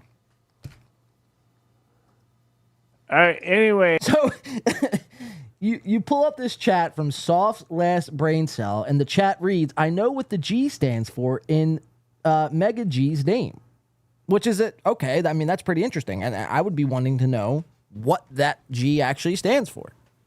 Soft gets the chat up on the screen, completely ignores it, and just keeps carrying on as if nothing is happening. I think it's hilarious, dude. I really do. Let's keep watching. But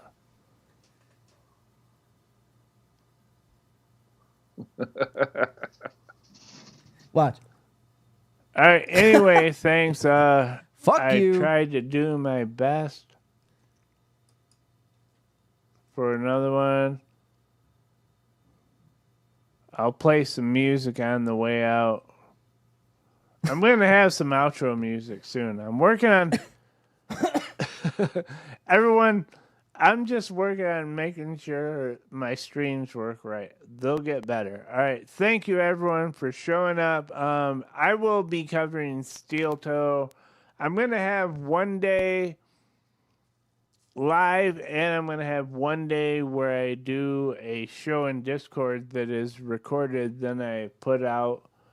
And Win by Two and I are working on a merchandise shop that we'll be putting out. So this is funny right here. Check this out. Looking for ideas and doing things like that.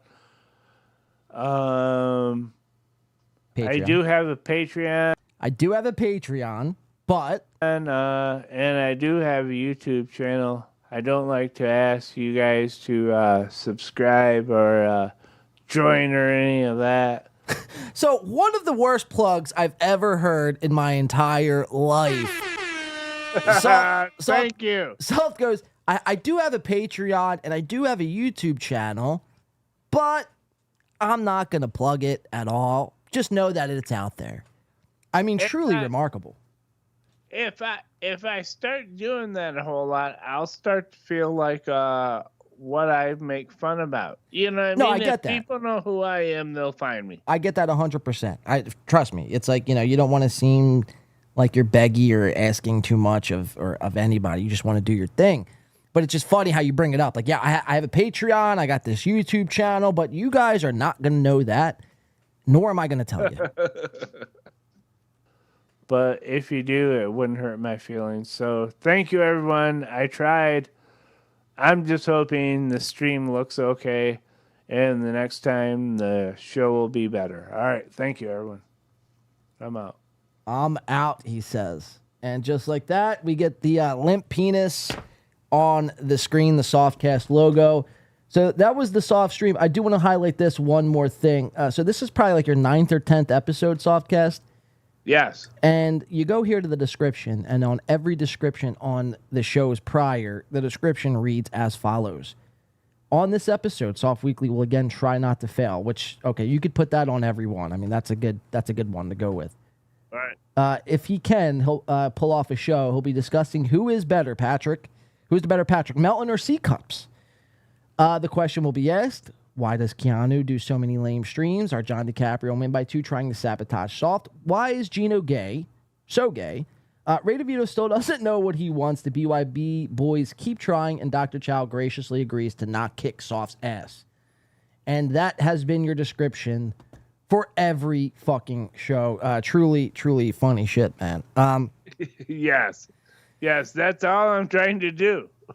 So, look, I thought, there were some highs and lows, definitely for sure. My critique as it pertains to drinking. But, and that seemed like to be like everybody's main criticism on that show. But other than that, man, I mean, the stream looks and sounds great. So, I mean, you could rest your hat on that. When could people expect a new episode from Soft Weekly?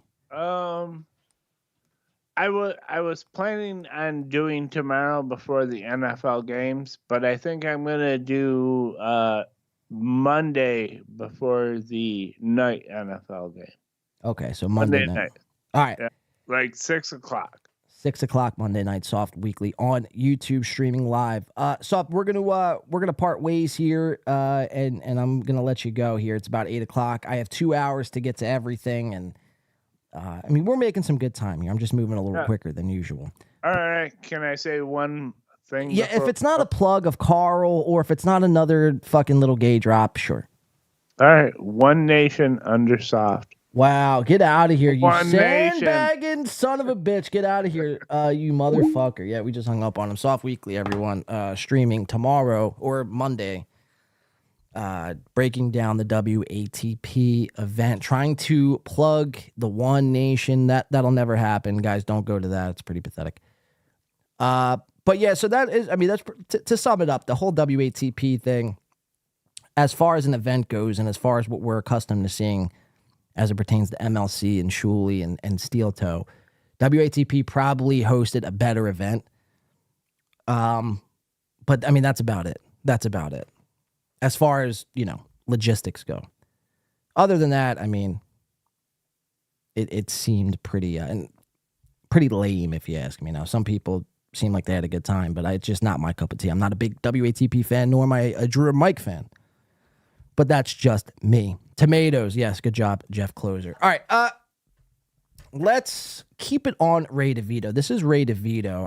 I'm keeping things moving here tonight, guys. I'm trying to get to everything I have on the list. But let's keep it on Ray DeVito. WATP sucks, says Citizen M. I happen to agree with that. We gonna need a crane there, Ruby Tuesdays, the ones they use for AC units. So let's keep it on Ray DeVito. I want to go to this episode with him, Quadfather, this guy from BYB. He's a cripple, confined to a wheelchair for the rest of his life. That sucks. And this Tracy Jane character, Ray gets a chat in from the chatter's name is Allegedly, but also really, I think. Or I'm sorry, it's someone else. But Ray gets a chat in, and Tracy Jane, well, Tracy Jane is just another victim of Ray DeVito's blabbering nonsense. Let's check it out. I'm a horrible fucking singer. Beloved Chatter. He's my Oh, it's Beloved Chatter. So we could blame Beloved Chatter for Ray's tangent here and the reason why Tracy Jane left the show. Now, keep in mind, Tracy Jane, the entire time Ray is talking, is reading the live chat and reading all the negative things that are being said about her. You got to keep in mind, we give shit to Ari Jane, but at least Ari Jane can kind of, hold and hang in there. All the fucking naked jokes and take your shirt off and take your pants off and all these crazy jokes. At least Ari comes back. This girl, Tracy, she couldn't handle it. She was seeing people talking and sexualizing her, and she just couldn't handle it. She could not handle it. And I think she's since quit podcasting, which is pretty remarkable. I didn't even know she was a podcaster. I thought you had to actually do something to quit it. But whatever. Tracy Jane quit podcasting right after this show. Let's see why. Moderator. The thing with the mom breaks my heart, Ray. It wasn't her fault. We're popular. I'm sorry, I cut you off. I'm sorry. Beloved Chatter, who's a great dude. He's also one of my moderators. The thing with your mom breaks my heart, Ray. It wasn't your fault. It was your mom's issue, allegedly. Thank you, Beloved Chatter. Are we talking about making you apologize to the kid that beat you up? Is that no, what we're talking about? Well, here's the deal, man. Like, I mean, my mom's dead. She got cool with me once I was like older, like when I was like 15, 16. But no, she's a piece of shit to me when I was a kid. Like if she was alive, I would tell her that, and I would tell her that lovingly. I wouldn't like shit on her like, yeah, I'm not like Eminem, like, yeah, fuck you, Debbie Mathers. I'm not like that. But I would be like, yeah, it wasn't cool. It wasn't cool. So I think we could pinpoint where Ray's, fear of women comes from. Because his mom was such an asshole to him. She was a real bitch to him, according to Ray DeVito. Where Ray DeVito probably doesn't want to deal with another woman in his life. So he just completely ignores and shuts them out and shuts that part of his, psyche out. But let's listen to him. So this starts him off. We've been discussing Ray DeVito time loops. This is just one of the new Ray DeVito time loops that he finds himself in. Let's check it out. But I would do it jokingly. But here's what upsets me is my mom looking down on me let my older sister know that it was also cool to look down on me, which really pisses me off because so whenever I'm around like friends of mine that have kids. So the Beloved Chatter makes a chat and it goes, "This thing with your mom breaks my heart, Ray. It wasn't your fault. It was your mom's issue, allegedly." Beloved Chatter puts this in there, and now Ray DeVito has gone off on a tangent that has nothing to do with whatever this live chat has said. I mean, he's giving us so much inside information here. It's remarkable. And we're going to find out the exact fight of why Ray, his mom, and his sister are on like bad terms. And I always like their kids are around. I'm like, so I always like say to their kids, like, I'm like, I go, "That's your younger brother?" I go, give him or her a hug, like whoever the older sibling is. And I'm like, "You got to look out for your brother. You got to look out for your younger brother." I'm like, that's your family. You have to look out for them. Just because like the way my sister like still fucking looks down on me is fucking not cool at all. And it's like, and that's all because of my mom's fault. Like the fact that my mom allowed that to fucking happen is not fucking cool. And yeah, like when I came back from New York, like the thing, like I was staying with my sister and they had like, I've talked about this on podcasts before, but they had a. So Ray's off to the races. He's effectively off to the races. Now you could tell this guy, he's been here before. He knows a Ray rant when he sees one. But Tracy Jane, I mean, she's like, now mind you, she's drunk. She's drunk in this moment in time. And she's reading the live chat while simultaneously having to deal with Ray's fucking buffoonery and nonsense. We're going to get into it. This has turned into a therapy session. It stopped being a podcast and is turning into a therapy session. Let's watch. An old dog that would like, that would just pee all over the place. It would pee, not all the time, but every once in a while it would just pee somewhere. So it like peed. So there was an old dog that used to pee everywhere. Okay. In like the hallway or something.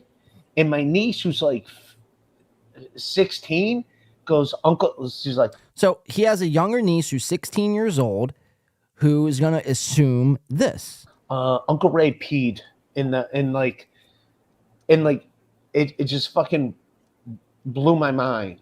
So his younger 16-year-old niece, now mind you, they have this dog who pisses in the hallway. It's like this old senile fucking dog that pisses in the hallway, pisses in bedrooms, pisses on the floor.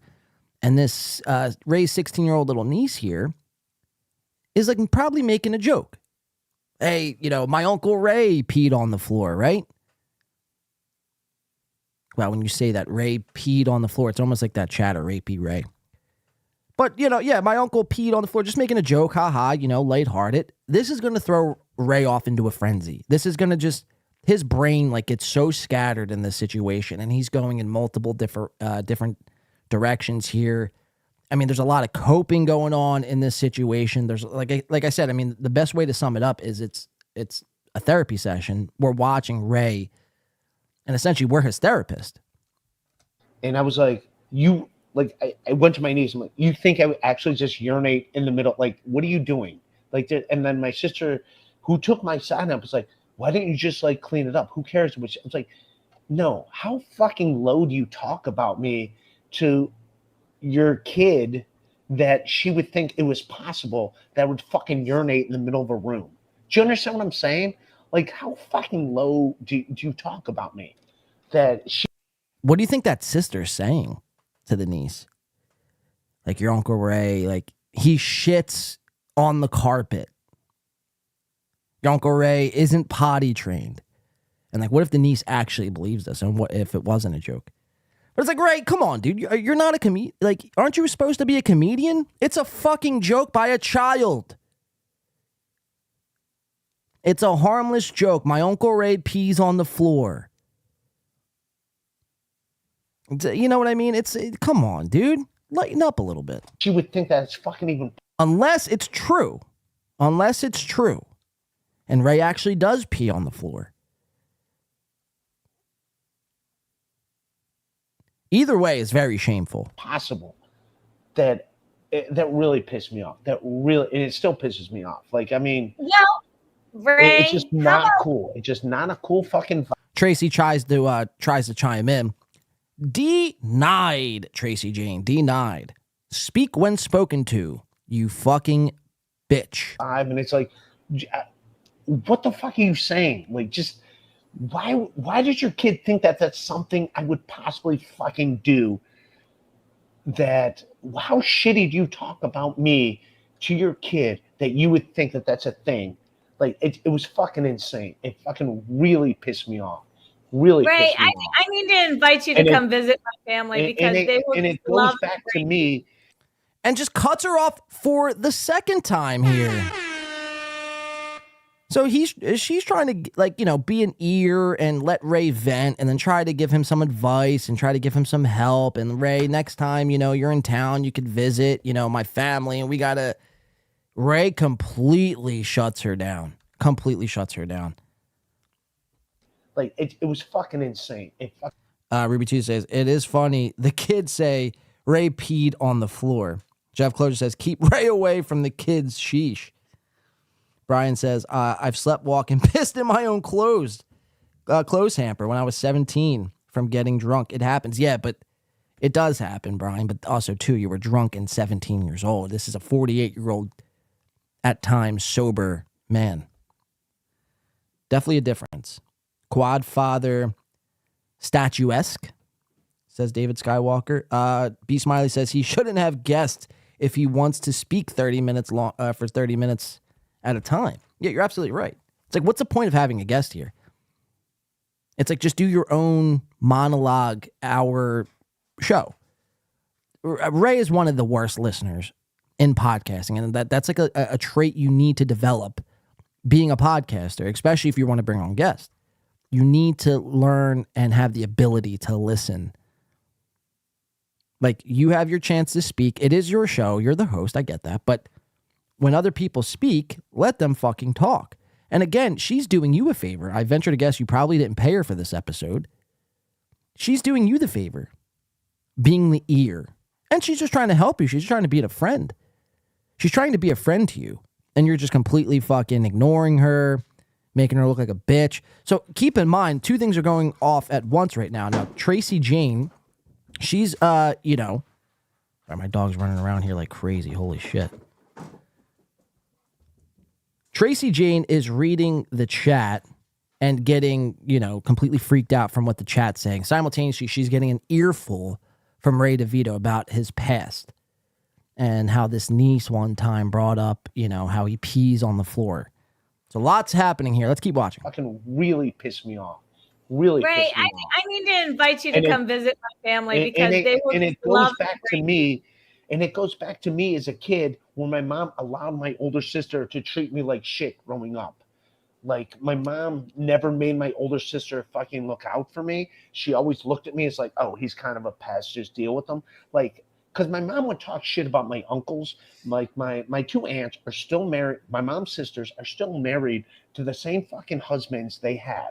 The same husbands they had. But my mom would always talk shit about them when I was a little kid. And I'm like, those are my uncles. Why are you talking shit about them? Like, they're pieces of shit. And My mom would always do that. My mom didn't like men. She liked my dad, but she didn't like men. She did not like men, and she almost passed it on to my sisters. It wasn't until I was like 15 and I started being the only kid. I was the only kid that got good grades. I'm the only one that fucking left the house without needing a fucking chaperones, because my sisters would not leave the house unless like they had like a team of people to like, they were like fucking homebodies.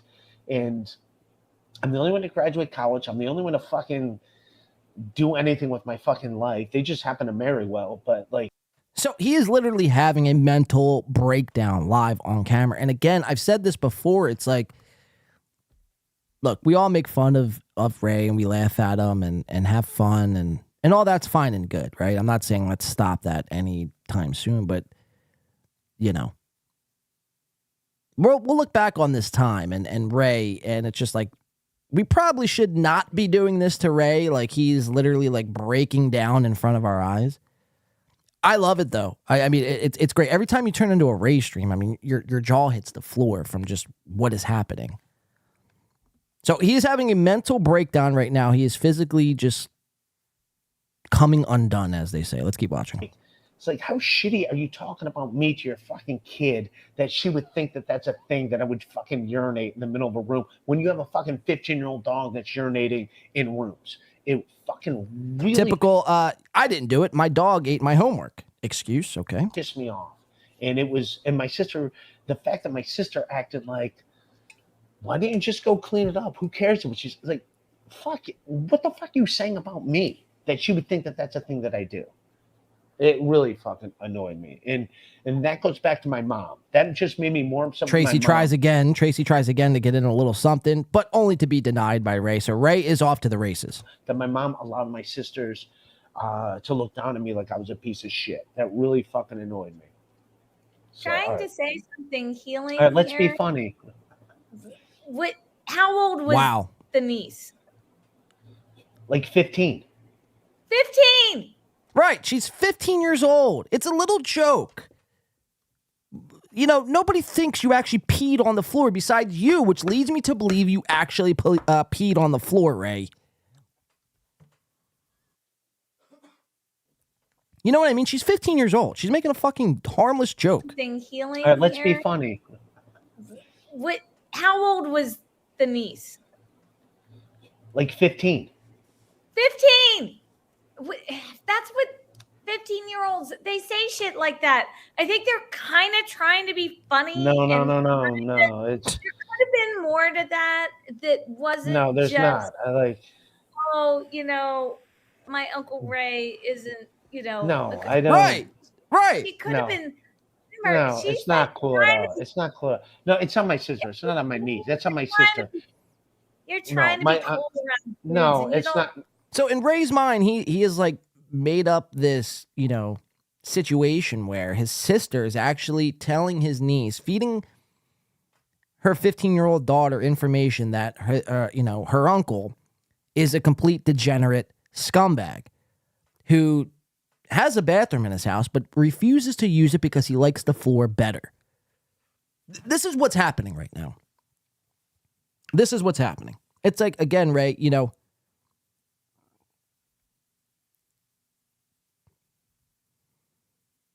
you're thinking way too much into this. You're thinking your sister is doing some wild shit, and it's like could probably is not even true. It's the farthest thing from the truth. No, I'm muting you. No, it's not. And then he mutes Tracy Jane. Like, imagine trying to like help a friend out and do a podcast and be there for a friend, and then listening to this whole therapy session unfold, and you just try to like provide like an explanation or just try to add to the conversation, only to be muted and silenced. So Ray has now gone full commie. He's now a full commie. And will mute you when he thinks different from what you're thinking. Tracy, no. You don't get to talk. Were you a bedwetter as a kid, though? No, I guess. Not at all. Not at all. You don't get to talk on this. No. I had to fucking deal with it. It wasn't a cool thing. Deadful. Derek, I forgot what I was going to say. Never mind. Skull. Oh, yeah. His mom just wanted a polite boy. Yeah.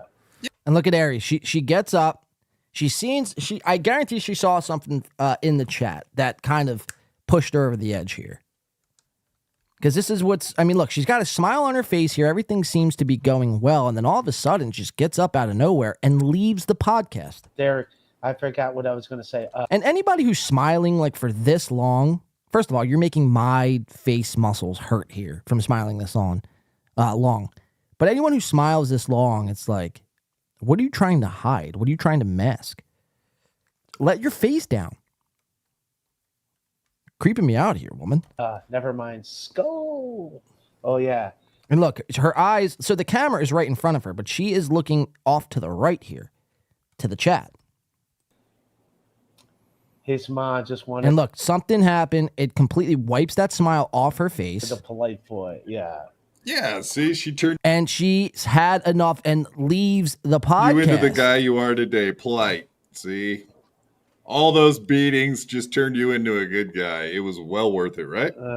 Yeah, no, that's not... I'm not mad at my knee. It's Tracy. Did I say Ari? My bad. I meant Tracy if I did say Ari. So, yeah, Tracy Jane, cousin of Ari Jane, has had enough of Ray DeVito, saw something in the chat to force her to get up in the middle of this conversation. Now, granted, I'd probably have done the same thing. I don't know why she didn't do it sooner. We're an hour and 14 in.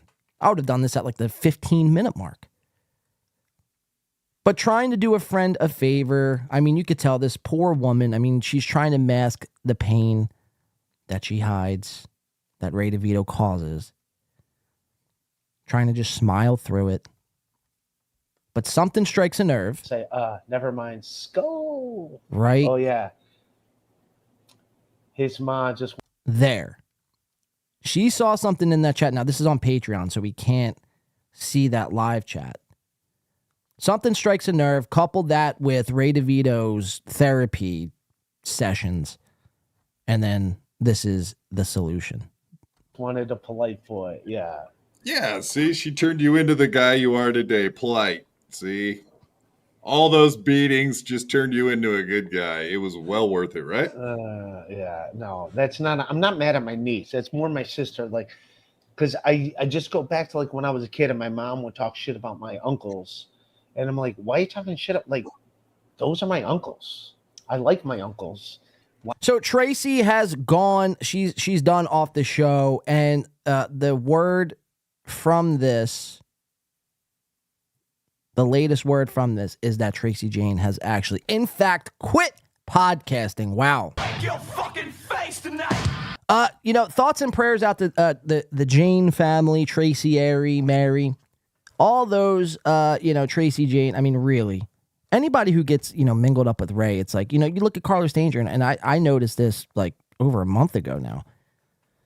But you look at Carlos Danger, and everyone the closest to Ray are just getting fed up by the second. They're getting fed up by the second. They're leaving podcasts. They're doxing private conversations on MLC. Carlos Danger, I'm talking to you. And, it's not the people around Ray. It's look at the common denominator, and that is Ray DeVito. And it just is what it is. As Chad Zumock would say, it's a fucking fact. That's a fucking fact. So Ray is causing the people closest to him to hate his fucking guts. We'll keep an eye on it, though. But that was Tracy Jane leaving the Rock Bottom podcast because she's had enough. Let's read some chats. I want to move on here. We're moving quick here on tonight's show. We have like another hour and 40 minutes to go. Let's read some chats. Hold on, my chat is catching up at the moment. Thank you for spending your Saturday with me, guys, and Win by 2 here. We have some more coming up. I want to get to this Joey C stuff, this chat stuff, and some Steel Toe. Let's see her walk away face again. All right, let's play. We'll play it one more time. Walk away face in slow-mo. All right, we'll play it one more time. MGD says, I think she just went to fill her wine glass back up. No, she definitely didn't. She's quit podcasting. Here, we'll go back to the clip. We'll play the rest of that clip.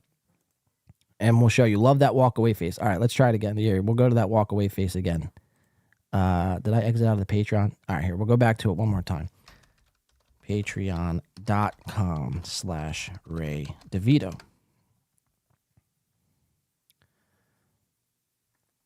All right, let's see. I think this was from 2 nights ago. Yes, right here. Boom. The walk away face. Oh my God. So I forgot the intro of this, but watch how he comes into the show. He's like, "What's up?" Fucking Ray. What's up? What's up? What's up? Jesus, Ray. It's like, get a glass of water. What's up?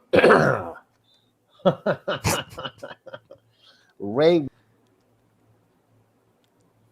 What's up? Jesus Christ.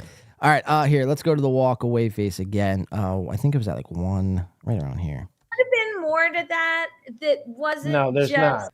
not. I forgot what I was going to say. Never And mind. we'll slow it down a little bit. Oh, yeah. His mom just wanted a polite boy. Yeah. Yeah. She's like, "You fucking bitches." See, she turned you into the. I was going to say, never mind. Skull. Oh, yeah.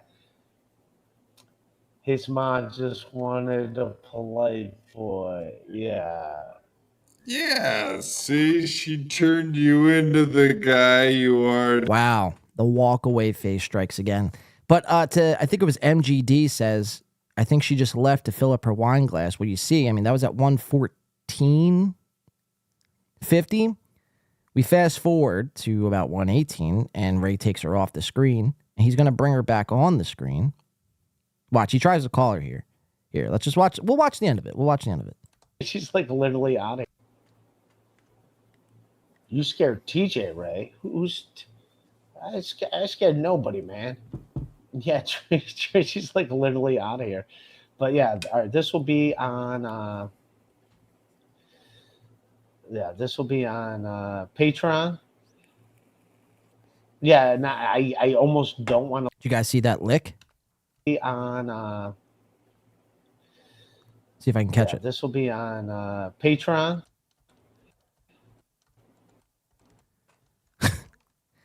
He is like a fucking child, isn't he?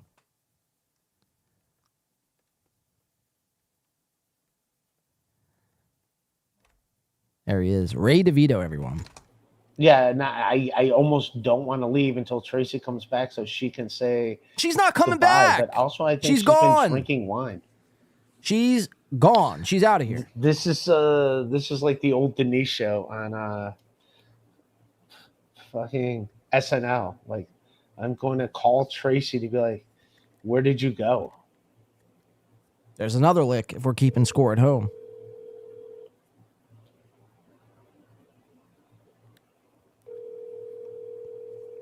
Wait for Tracy. All right, we're waiting for Tracy.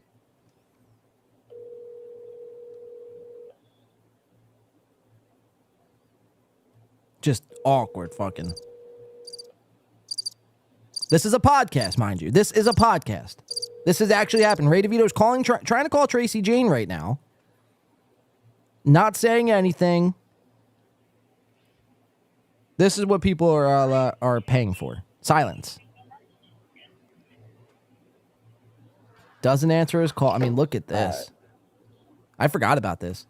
Yeah, she another lick. She didn't answer. She's crying. All right. Well, this is an awkward end to the show. Yeah, but, it is. Yeah. If you guys want me to wait for Tracy, I will wait for Tracy. It's like you can wait all the live long day. She ain't coming back. She's not coming back. She's gone. She's had enough of your bullshit and the chat's bullshit. You big meanies. You walk Tracy Jane. Are you happy with yourselves? And see if she comes back. She's done. Not cool, right? I wonder if Ray could use his chin as a bottle opener. You guys think Ray opens fucking bottles with his fucking chin? Or like uses it to stash like a Dorito or a Cheeto or a grape? I don't know, just a high thought. Oh God. Yes, is Ray live right now? Ghosted on live. That sounded sad as fuck. John, too close. Wait, too close. That's a sphincter. Holy shit. She's out of the podcasting world. Yeah. David Skywalker. She, quote unquote, she's out of the podcasting world, and we're trying to say the word podcasting. But that the way Ray says podcasting is podcasting. No D. PAACASSING. I really hate Ray, says Genta. Good grief, says Jeff. 9 p.m. Ray's coming on. Please, Ruby, let's go. Charlie Brown is alpha, top G next to Ray. Yeah, right. I think the Teletubbies are more alpha than Ray DeVito. The algorithm is going to mistake that for a brown eye. Yeah. Imagine me losing my channel for zooming in on this. Has anyone ever gotten close? Like, how close can we get? Is this like a black hole? Can it suck you in if you get too close? That thing is scary, man. What you guys are viewing right now on the screen for audio listeners, we are officially maxed zoom in on Ray's hole and his chin. 9 p.m. I saw We Destroy Ray once and for all, says Genta. I like that chat. It's like a good chant. 9 p.m. I saw We Destroy Ray. What? Oh, I can't do it. Never mind. You get the point. This woman loved being shushed. Not sure what went wrong. No, she was like trying to take my fucking niece's side, and I'm not mad at my niece. It's not my niece's fault. That's on my sister. But yeah, that was it. But yeah, man, I'm looking forward to Detroit. We'll see what happens in Detroit, and gulp. Yeah, we'll have fun there, and yeah, I feel bad. Like, as far as like Tracy finding out that dude went on a fucking romantic dinner, I don't even know how you order a romantic table. That doesn't even sound like a thing that's even a thing. Who's like, I need a romantic table? Is that like someone playing a violin or whatever? What's it mean? Like candlelight? A candlelight dinner? You know who did not like candlelight dinners? Thomas Edison. Looked like the chin was talking. The taxes stuff said. But yeah, that was it. All right, I'll give her another minute to. No, she's still. Look, so for MGD says, didn't she get a glass of wine? Yeah, that was 10 minutes ago. Whoops. Were you trying to get crazy with this, eh? Don't you know I'm loco? 10 minutes ago. She ain't coming back. Yeah, I think she's. No, I was not muting her to fucking give her shit. I was muting her to be like, yeah, let me just fucking say my thing. But now I'm curious if she is going to come back. I was venting my own.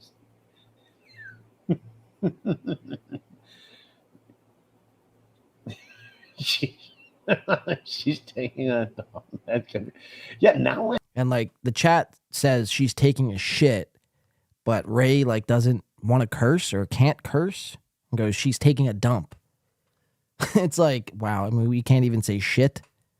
We're in trouble, Ray. We're in trouble. I'm more like curious where the hell did Tracy go? No. It's like, read the room, Ray. She was having a bad night.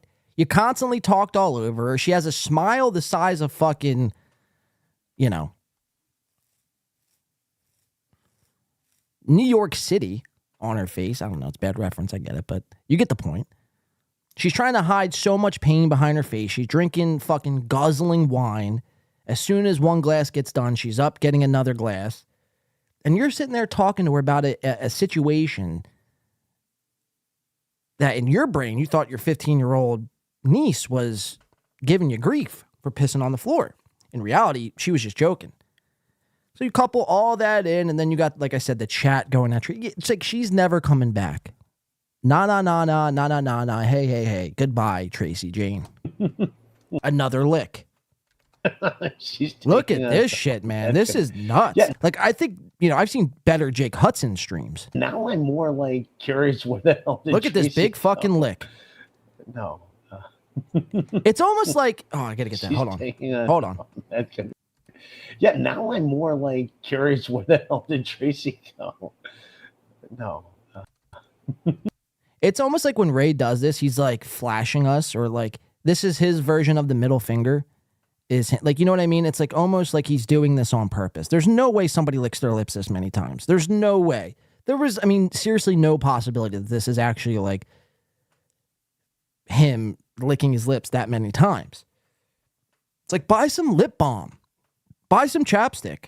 Your tongue isn't chapstick, you know? And it's all wet and moist. Ugh. Look at that shit. Looks like a half crescent moon. It looks like a fucking, I don't know, it looks like it's got two eyes. Look, it's got two eyes right here. It's got its like own fucking facial features right here. There's a mouth. There's a chin down here. I mean, this is some pretty scary stuff. It looks like a slug. Ugh. I mean, seriously, we need a Ray tongue counter. I think I'm going to call Geek Squad and install a Ray tongue counter next podcast. We'll see how well that works. Let's watch. My eyes. I hope she's okay. I hope my comments didn't offend her. Ray, make it up to her. No, that's when I'm like curious. Like, I want to end the stream, but like the fact that like she like left, people are worried about her. But all right. Well, I love everybody here. This will be on Patreon, patreon.com. And I will see you, patreon.com/Ray DeVito. Join for $3 a month. And the Taxes Steph says that's a Ray-gina. Wow. What, his tongue or his fucking chin hole? Yeah, and I will let you know what happened to Tracy when I talked to her. Maybe she's like on that website trying to find out where the next romantic table is. No, she's not. No, she's follow her. Everything, social media. She really just fucking. Now, seriously, imagine trying to listen to this in an audio fashion. You'd be driving yourself mad trying to figure out what the fuck is happening here. Every fucking 5 seconds, you get another lick of the lips and just an awkward, like just an awkward laugh. Raise a gift to the women of this world. Yeah, I'm actually concerned. Like, she like just fucking. I'm going to wait for her offline. That's what I'm going to do. I'm going to wait for her offline. But all right. This will be on Patreon. Patreon.com/Ray. And is he saying miss me on Patreon? Like, is he talking like you know, like a ghetto, or not ghetto, but like, is he talking like slang here? Miss me on Patreon? Like, oh, miss me on Patreon. Okay, is that, where'd you pick that one up, Ray? Miss me on Patreon. I'm going to wait for her offline. That's what I'm going to do. I'm going to wait for her offline. But all right. This will be on Patreon. Patreon.com/Ray Vito. All right, peace. And that is where the show ends. Truly, truly, guys, truly remarkable stuff. I'm glad we went back through that. I forgot about how bad that ending was, but I mean, Jesus, when you watch that back, holy fuck, dude. Get well soon, Ray. Get well soon. All right, for the sake of time, let's read some comments here, and then I want to get into this Chad stuff with Dr. Chao. There's a couple things of that, some steel toe. If we have time, I want to do the Joey C stuff as well. Let's read a few chats here. What are people saying about Ray? If you're concerned, stop being such an unpertinent ass. Right. That's Ray. Ray's stuck in his ways. Let's see. We will know how Ray is in a few minutes. Yeah, he comes on in about 22 minutes. Go Bird, says Bex Rock. All right, let's continue on. I want to get into this chat stuff with Dr. Chao in chat. This was probably, like I said, one of the greatest troll jobs of all time. And I don't even think Dr. Chao even meant to do it. So like I mentioned, this was Chad's last podcast before he's gone on this week plus break. Another Cumius Cucks, which is a show we own. So we're going to have to be reaching out to some lawyers to get this figured out, this whole thing figured out. We took over and absorbed the brand Cumius Cucks, as you guys well know. So Chad boots up a Cumius Cucks, and the title of the episode is A Chrissy Intervention here. All right, let's see what it's about. He's going to do a hype train on this. This show gets, crazy. Crazy. Let's watch it. We're going to start. We'll put it up on the big screen here when Chao trolls him. I want to start on the screen share here. Let's watch it. Chad Zumock, Cumius Cucks.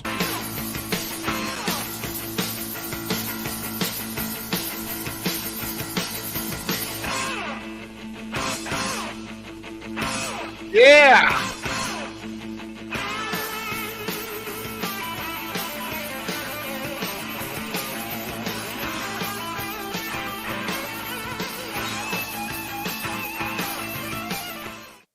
Yeah!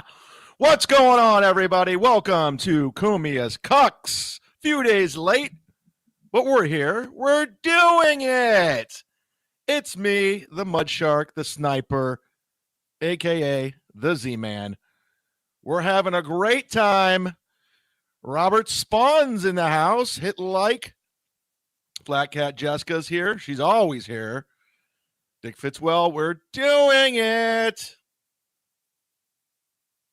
So if you look here at Dick Fitzwell's profile picture, it was a picture Chad released of what appeared to be Cardiff Electric. Now, the video we just played compared to this fat sack of shit, obviously two different people, right? This is not Cardiff Electric. So it only leads me to the question, who is this guy? And how did Chad get his information? Funny shit. Let's keep watching. Best intro ever. Thank you. It's all done manually. Heartless Romantics here. Citizen M, where you been? Bill from Jersey's your moderator today. Thank you for tuning in to the show, everybody. I usually do this Saturdays at 4, but I was in Texas on the road traveling, and it was crazy. I couldn't get it done. I had shows that evening. Very complicated. Like tomorrow, I'm going to be doing the football show from Key West. And it's like tomorrow came and went, and we still have no football podcast. Chad never did the Rack Me football podcast this week. Again, I don't know what's happening. Maybe they just came to their senses and realized, like, that show sucked. Let's just completely fucking scratch that show.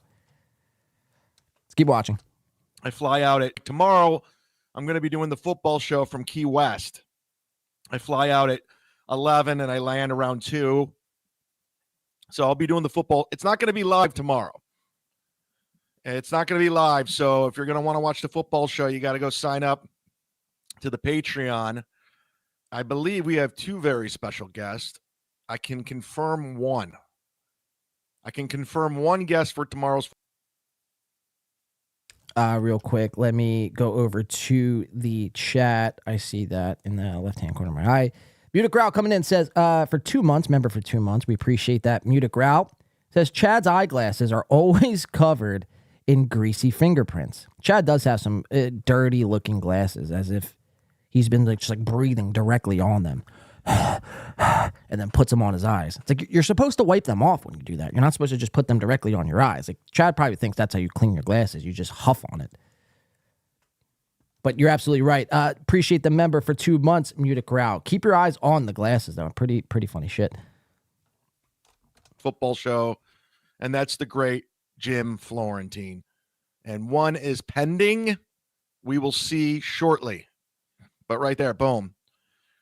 Patreon.com/rackme. Like just filled with fingerprints. So give that a look if you can. Got a big zit on his nose. I mean, you guys see that, right? Holy shit. All these guys for being plus 40 years old.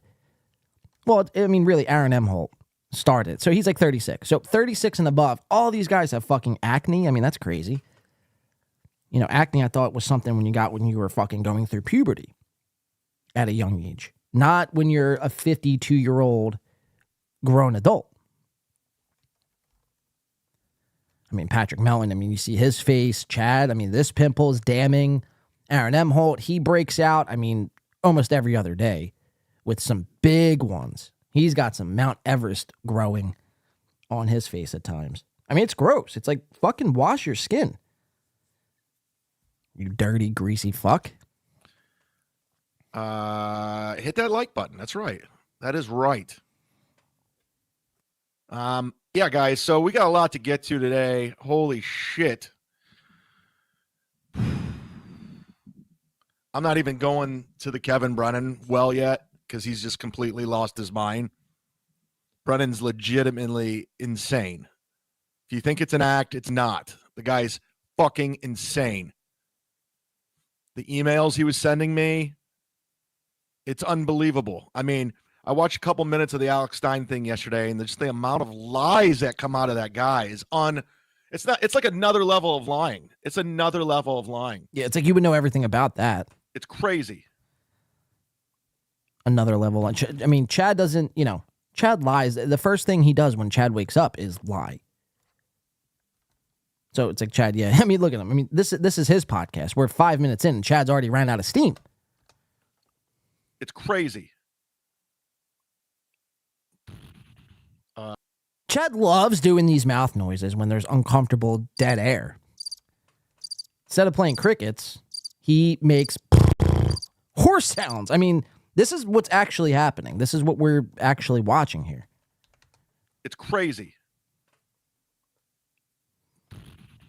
No worries, man.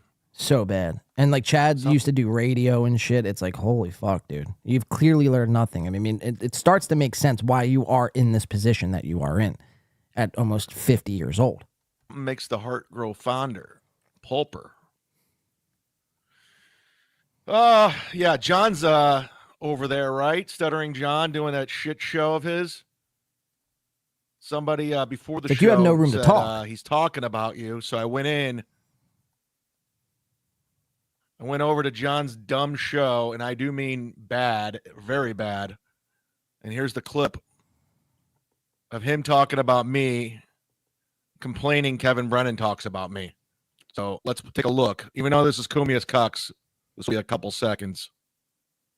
Kevin, and as soon as I go on, and as soon as I turn it on, Kevin's, Chad Zummock's a loser, yeah. Chad Zummock has felonies, and oh, yeah. And I'm just like, oh, my God, Kev. Nobody cares about Chad Zummock. Nobody. I mean, I don't even know who he is. Nobody does. The guy who gave you $1,500, motherfucker. Yet you do a whole show about him. Why? I mean, you have talent, Kev. You're a talented stand-up. He hasn't written a joke in almost 30 years. God, how about some content?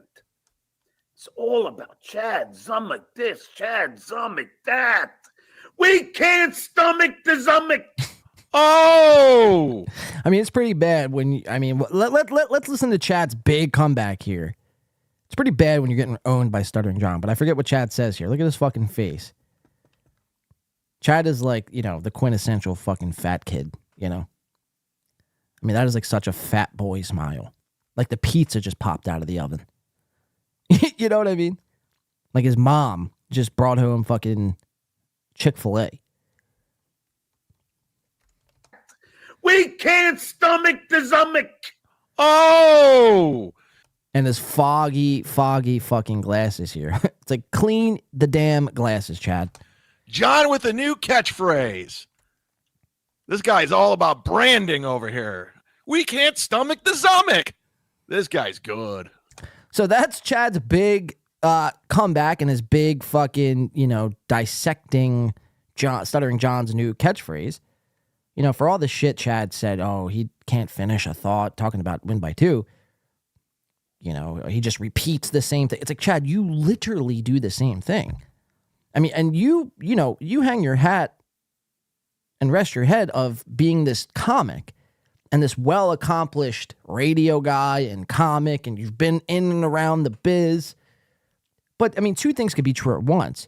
You could have been in and around the biz, and not learned a goddamn thing. And I think that was the case. You were too worried about partying and money and girls and cocaine that you didn't learn anything. You didn't learn anything from being on radio or from hanging out with Bert Kreischer. You learned nothing. Stuttering John just said nobody could stomach the Zummick. A good comic would have come back with something just completely dissecting that, making fun of Stuttering John.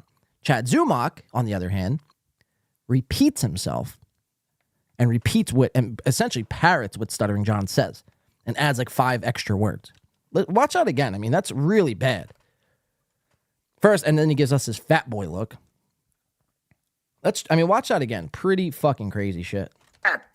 We can't stomach the Zummick. Oh, John with a new catchphrase. John with the new catchphrase, right? Now he doesn't know where to go from here. He does not know where to go from here. He's looking to the right side, which is an indicator that you're trying to search through your brain. He's trying to rack his brain in this moment in time to try to comb through a phrase or a sentence or a word he could use to go off on. But he can't because there's nothing there. All his brain cells are fried. Oh, John with a new catchphrase. This guy's all about branding over here. Okay, he's about branding. What else? Like, what else? We can't stomach the Zummick. And like, that's actually a pretty funny tagline from Stuttering John. Like, that's clever. You know, what do you have, Chad? Oh, Stuttering John's really good at that. He's really good at branding. It's like, and what else? This guy's all about branding over here. We can't stomach the Zummick. This guy's good. It's like, that's your big fucking comeback? You fucking hack. You fucking hack. And look, he knows he bombed too. Like, he's got nothing. That's why I say, dude, it's like, you got to give it up, Chad. You know, you got to really give it up, man. Or like, go to like a comedy seminar. You know what I mean? Go to a comedy seminar. Learn the ins and outs of comedy, man. Or, you know, I don't know. I mean, you have to do something because, I mean, obviously what you're doing now isn't working, clearly. Again, I mean, this just goes back to, you know, what really everyone really says about you. It's nobody's watching you for what you're doing or what you're saying. We're watching you for you to show up with, you know, an arm missing or a tooth knocked out or something.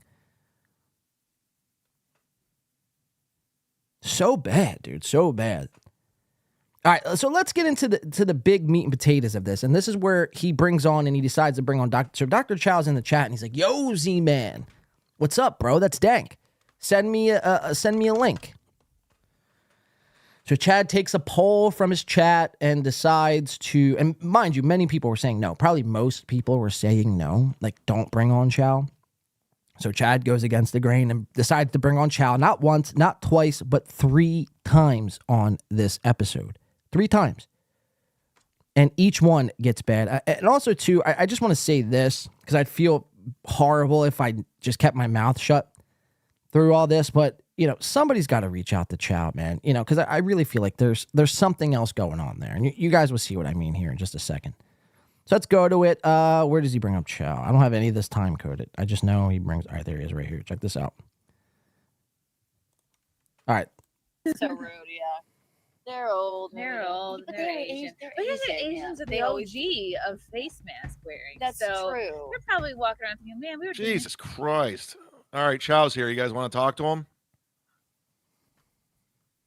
Here he is. Hello. Oh. Yo, hold what on. up, King? I don't know what's going on here. Hold on. Can you we hear go. me? I can hear you. How are you?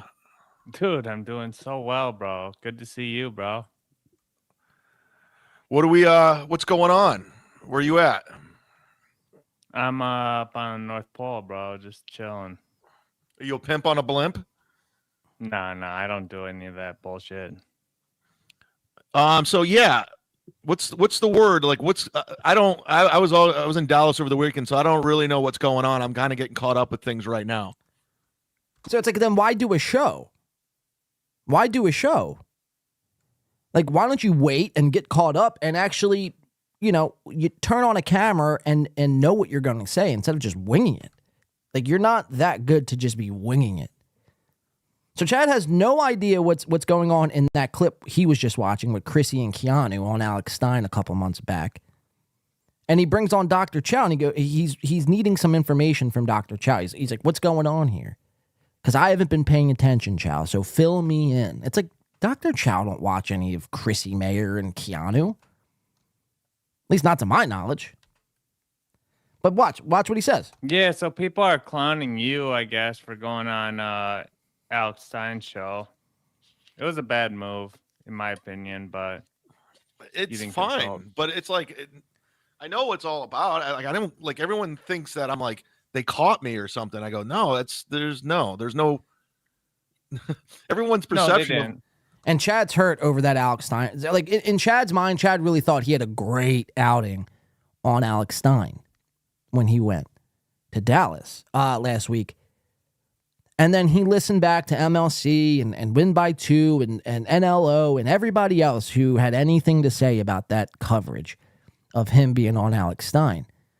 And and Steel Toe even. And the general consensus was that Chad got trolled.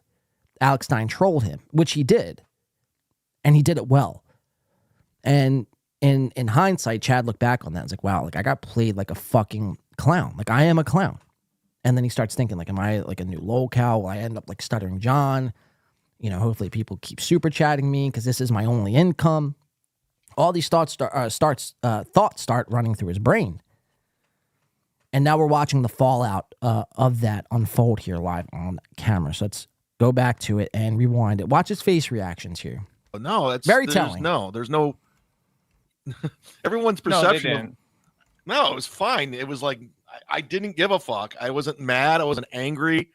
So everyone's just making shit up as they're going on. I mean, and look, he's doing one of those like smile through the pain, almost like Tracy Jane was doing. Just, you know, as long as I keep holding a smile here, I'll convince the viewers and I'll convince, most importantly, myself that everything is actually indeed fine, which is not. When somebody says they're fine, almost I'd say 9.9 times out of 10, they're not fine. They're not fine.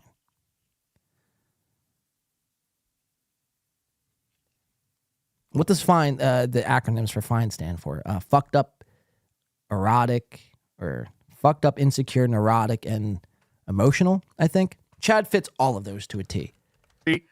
So everyone's just making shit up as they're going on. I mean, their perception of it's crazy. I'm just like, that's what you got out of it? So, I don't know. What's the story with the comedy club? What would you like to know? You performed down in Dallas, right? That's right. Couple nights, featured, headlined, whatever you did. I headlined.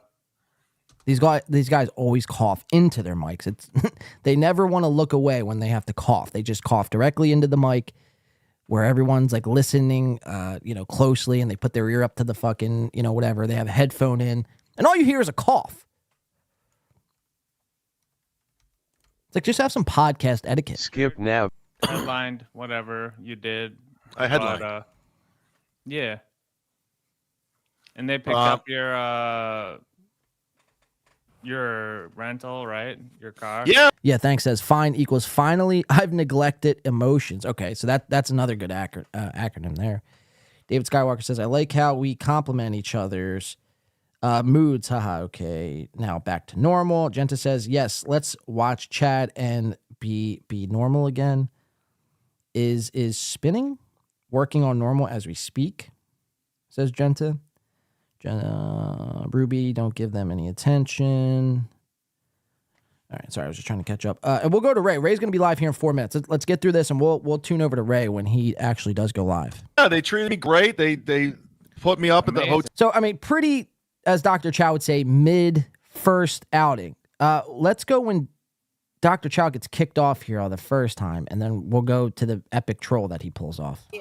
Kind of ridiculous. So it's probably a work. So they decided to play the Chrissy and Keanu stuff again, as if Chao knows what the fuck is happening in this situation. So they're now watching this clip for a second time. Chad, and again, he's going to add nothing to the conversation. He's going to add nothing of context, no remarks, no rebuttals, no breakdowns, no analysis, just sitting there with a blank face, a blank stare, as if no one's home in his brain. Again, at least Ray DeVito will just talk over you. Chad doesn't talk at all. We're left guessing half the time. You tune into a Chad Zumach podcast, you're left trying to close your eyes and let the imagination wander into what's happening because nothing is being said. Like they have to make it look so our staff doesn't get angry that we're I love how everyone in this universe is using the term "a work" now because of me. I'm the one who initially said when I went on. Breaking news, guys. Chad invented the word work. Caller, you'll have to call back. We're not taking calls at the moment in time.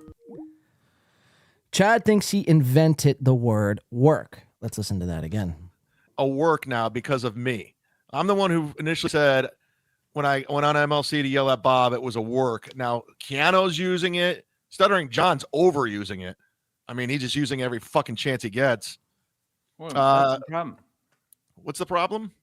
That's the problem. I mean, dude, I got a wife, bro. I don't need to listen to some middle-aged women babble on about nonsense, bro. That's why I don't like Keanu or Chrissy stream, but I don't hate them either because they're just doing their thing, I guess. Yeah, Clubfoot, what up? Clubfoot Carl, he's been a member for 2 months. Open up your gift tabs. You don't know who might gift you a membership. Somebody might come through and make it rain. Kodak Carl. KKK Carl. And there's another instance of Chad stumbling over his words. Just say KKK Carl. KKK. That's his name. Triple K. Dr. Chao is busy sucking up to everyone to get screen time. Get a real job, Chao.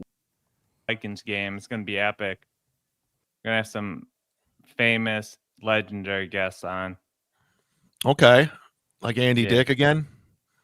No, way more famous than that, McNabb levels. Nice, dude. All right, well, listen, I got to get through the show. I just want to say hi, catch up. Appreciate you, King. Later. All right, brother. Good luck to you. We'll see you soon.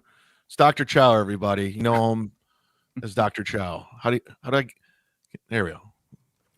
All right, so that's Chad's first appearance, or Chao's first appearance, rather, on Chao, or on Chad, rather, sorry. Chao's going to come back a second time. Let's watch it. This is where it gets good. Sir, I thought you were going to help me out. Where are you? You're back? So out of nowhere, there Chao is. Just comes back, hands up above the head, chilling like a fucking villain. Cheesing, got a big ass smile on the face. Back? Let's see what happens. Yeah. Thank you. Dude, you are the funniest dude of all time, bro. I'll take. And now we know this is a troll, right? Chao says, dude, you're the funniest dude of all time. And I think Chad starts to realize this might be even a troll. Dude, you are the funniest dude of all time, bro. I'll take it. Let's watch it, and I got some commentary too. On Steel Toe? Yeah, of course. Chao's got some commentary. Megasoid. Eyes are like Ray DeVito is always like, he's got steam coming out of his eyes. Let's go. All right, so It's a fake. Look, you see how excited Chao just got? Holy shit. And Chad using the steam out of your eyes like Ray DeVito. It's like, Chad, you made that up 7 months ago. It's time to make up something new. Comic. But watch Chao. This is hilarious. Let's go. All right, so It's a fake. I thought it was squashed. Oh, squash. Extreme. It's a fake video. And goes all these steel. Look at the little one go.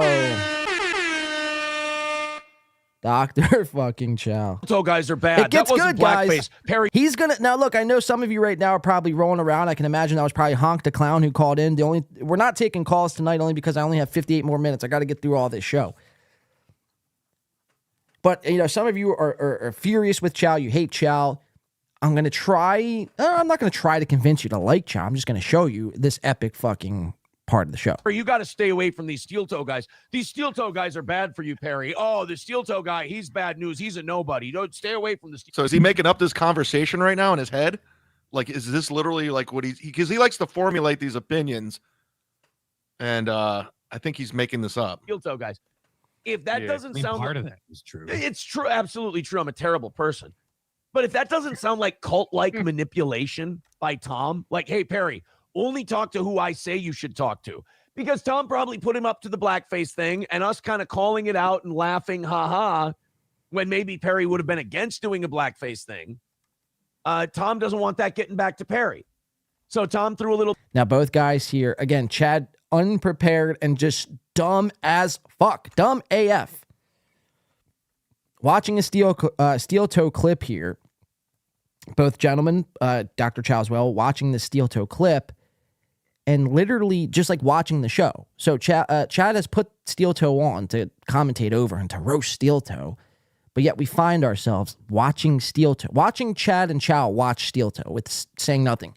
This is why, again, we took the title of the sniper away from Chad. You have to understand, when Chad, quote unquote, snipes people, he sits there with his mouth fucking open, his fogged up, steamed up glasses, saying nothing. We're watching Chad watch the show. It's like, it's just pathetic. It's pathetic. So much of the same is going on here. Chad, Chao, watching steel toe, adding nothing, saying nothing. Little bitch fit about that. We played it on the show. There's a video of us talking about it somewhere. You can check it out for yourself. He's always waving his hand. hand. And Tom was being a little bitch about it. That's Chad's big take. Always waving his hands. Video of us talking about it somewhere. You can check it out for yourself. He's always waving his hand. And Tom was being a little bitch. He's always waving his hands. Yeah. It's like, Chad, this is something we picked up on day one covering steel toe. He's got flaily wrists. What else? What else do you have? About it. And that's when I went off on my rant and I said, this Tom guy's a problem. He's a joke. He's a pretender. He's using Perry to make money. He's absolutely leeching and siphoning. Dude, you're all using Perry for money. All of you. Chrissy Mayer, Keanu, you're all using Perry for money. Don't act like you're this high and mighty character, this guy with integrity and I care about Perry. Get the fuck out of here. You're all using Perry. All of you. Facts. So dude, White, you're spitting so much facts, bro.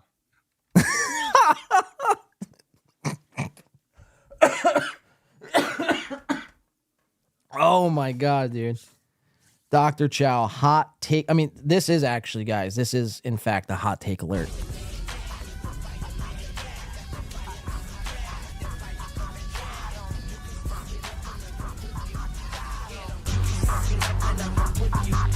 Dr. Chao being this week's Hot Take Award receiver. Congratulations, Chao, for realizing and pointing out that Chad is actually spitting.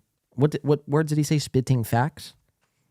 Awesome. Hot Take Award this week goes to Dr. Chao, the Mega G. Let's keep watching. Let's watch that back and then keep watching. You're all using Perry.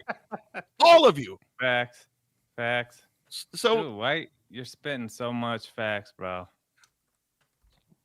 It's unbelievable. It's like, and completely derails Chad. What the fuck, man? Sorry, I get frustrated easily. I don't know what I'm doing. Off of Perry, he's doing the kind of. And what was that little by Chad? It's like, what the fuck, man? Sorry, what the fuck, man? Get frustrated easily. I don't know what I'm doing. I don't know what I'm doing, he said. Did he just say, I don't know what I'm doing? Sorry, I get frustrated easily. I don't know what I'm doing. I don't know what I'm doing, he says. Wow, okay. He's doing so confirming what we knew all along to be true, Chad not knowing what to do, how to fucking operate anything, what to say. From the horse's mouth, ladies and gentlemen, Chad Zumock stating he doesn't actually know what he's doing. Wow. Kind of a sociopathic narcissist thing. Sociopathic narcissist thing coming from a sociopathic narcissist. Nice. I mean, oh my God. He's like, oh my God.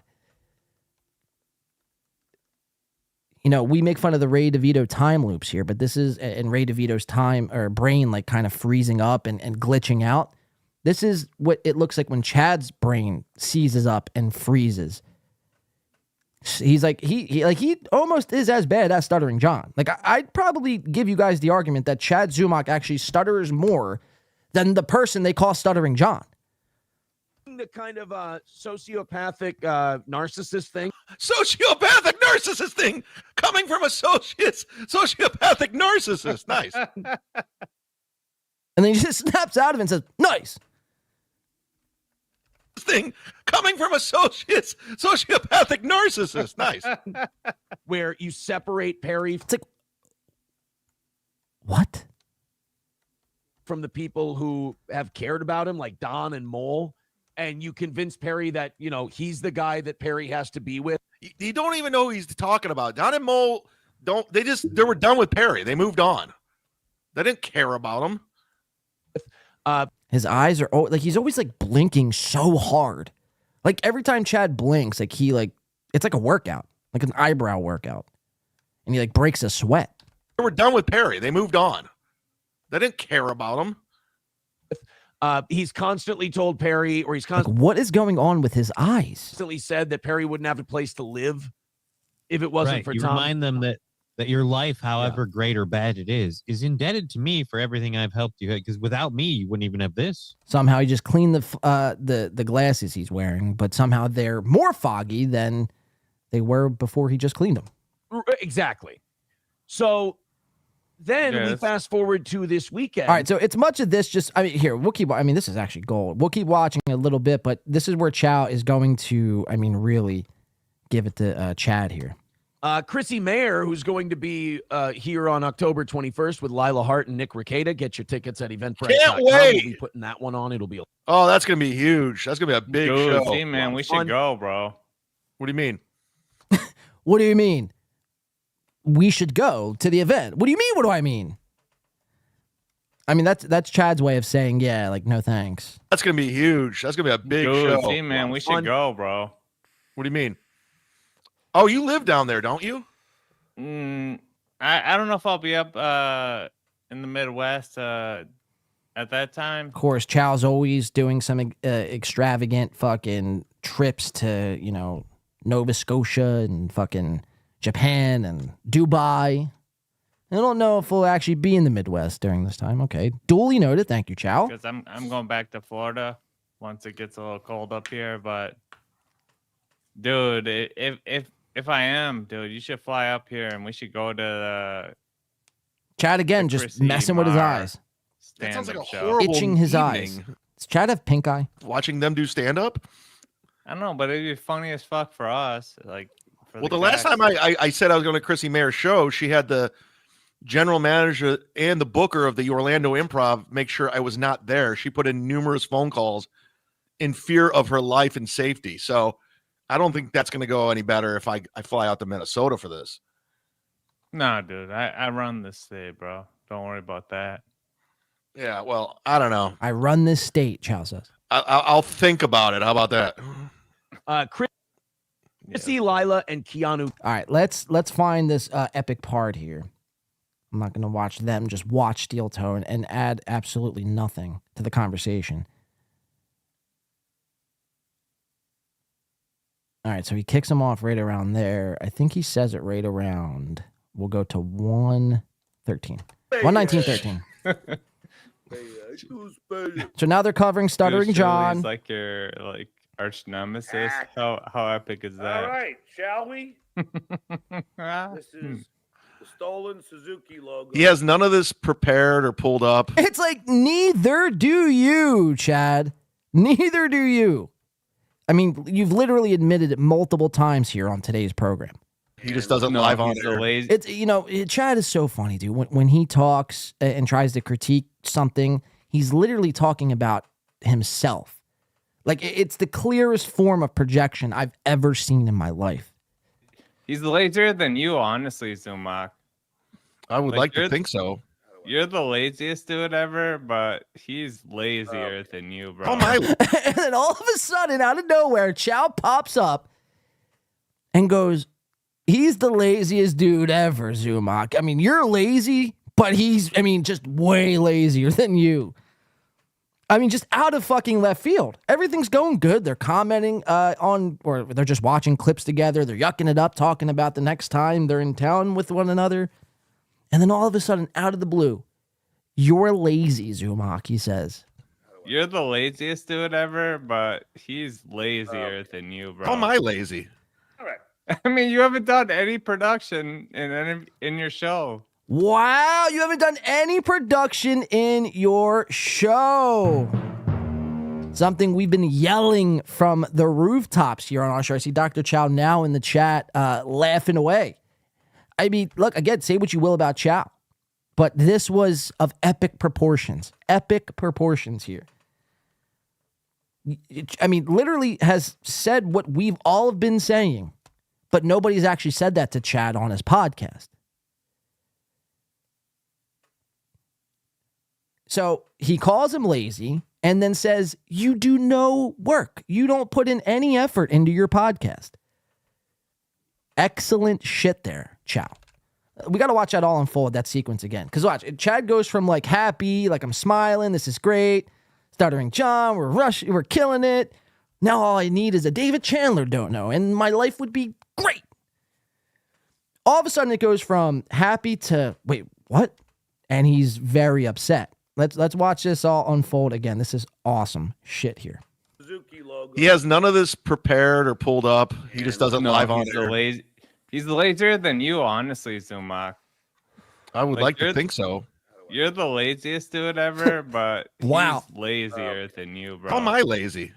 Wow. I mean, you haven't done any production in your show. Zero. For the last 9 months. Well, compared to your show, it's fucking, this is the goddamn Godfather. Wow. Chad just got owned by Dr. Chao. Holy fucking shit. Chad just did, I know you are, but what am I? Like, kind of comebacks. Yeah, but compared to your show, it's like, again, say what you will about Chao, but Chao, I mean, there's only like maybe 12 shows in, you know? And for what it's worth, you know, does it, make any money off this? Now, he says he claims he's a mega G, but who knows? That remains to be seen. Chad, on the other hand, has been making money hand over fist for the last 9 months. Maybe a little more. Probably a little more, because he was on MLC and then the whole steel toe thing and has spent literally, I mean, we've done the math, about $140 on his podcast. And where did that $140 go? A plastic scrap metal-esque arm boom, a microphone arm boom that's junk. It's probably like $14.99 on Amazon. They're the real fucking just like just bad arm booms. They're one of the worst arm booms you could buy. There's cheap metal arm booms. It's like what you buy as a starter pack. It's like what Joey C has. So you got like $15 there.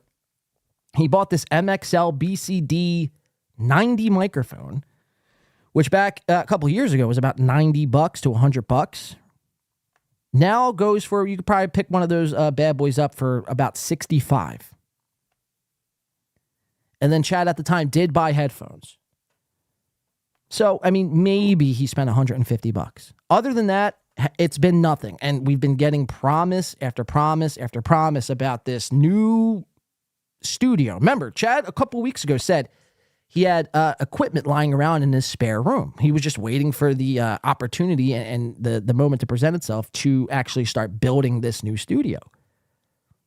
And, I said at the time, like, dude, you don't have any equipment in a spare, you probably don't even have a spare room, let alone equipment in a spare room. So, I mean, Chao, that's a good job. That is a good job calling and holding Chad's feet to the fire there. That to your show, it's fucking you, bro. How am I lazy? All right. I mean, you haven't done any production in your show for the last 9 months. Well, compared to your show, it's fucking, this is the goddamn Godfather. The Godfather. And how is it exactly compared to Chao show? How's it compare? How's your show like The Godfather? Like, I don't completely understand that reference. Maybe it's a reference I just don't understand. I don't know. Guys, put it in the chat. Feel free. W-Man, Dr. Chao, have you checked your Discord? I got you, Chao. John, to be fair, Chad also did put a black eye on the Zumok post. Oh, right.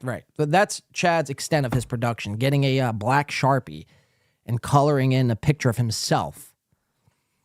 That's production in Chad's mind. Let's keep watching this. This is amazing. That is alone. And Chad's pissed. He's fuming right now. You're honestly questioning my production and that show you do with fucking Mirror. You think that's like some top-notch Joe Rogan experience? Yeah, no, it's the same thing. It's just like a little StreamYard show. Yeah. So all right, Chao. it's equal. I'm bouncing you, buddy. Wow, Chao is about to get bounced. Bye. Sorry, King. And Chad Zumick here. Jesus Christ. Bounces Dr. Chao. How fucked up is that, man? Chao criticizes your fucking studio or lack thereof. You couldn't handle a little criticism from Dr. Chao. And it wasn't even criticism. Again, he's probably just fucking with you, dude. You took it to heart because you know it's what we've been saying all along. You are lazy. You don't care about people and the viewers who watch your program. You don't care about any of that shit. You won't spend the money. You're cheap. You'd rather buy fucking, Applebee's 7 nights a week than have the audacity to actually go buy some new equipment or even a fucking green screen for that matter. We'll get back into it in just a second. I see a super just popping up. Give me a second. My chat is really behind here. And I like to put it on screen.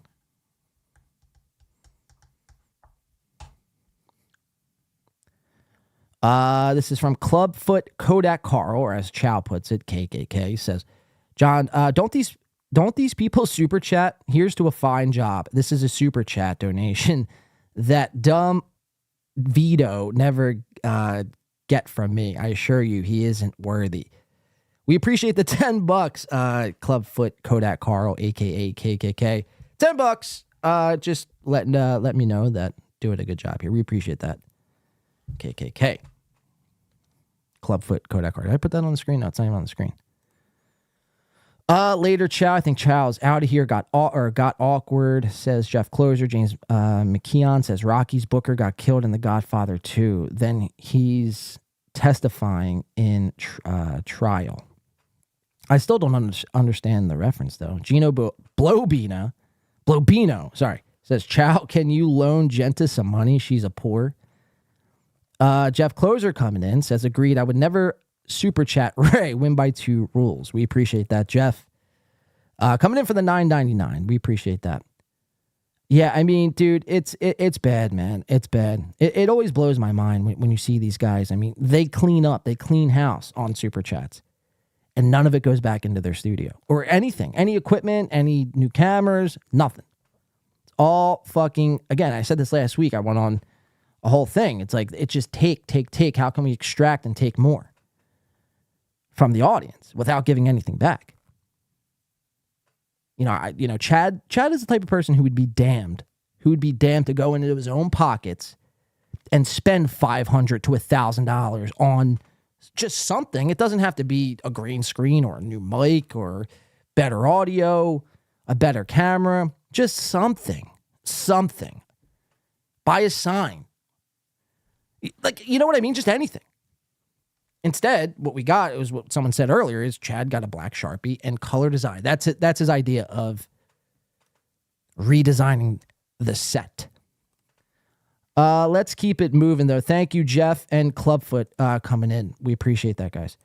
Let's keep it moving with this chat stuff, and we'll check on Ray. We might get out of here. I'm not sure, though. But I'm the only reason why is I'm pressed for time tonight.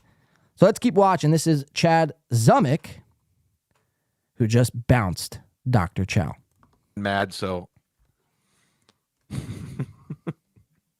Shots fired. Attack Chao now.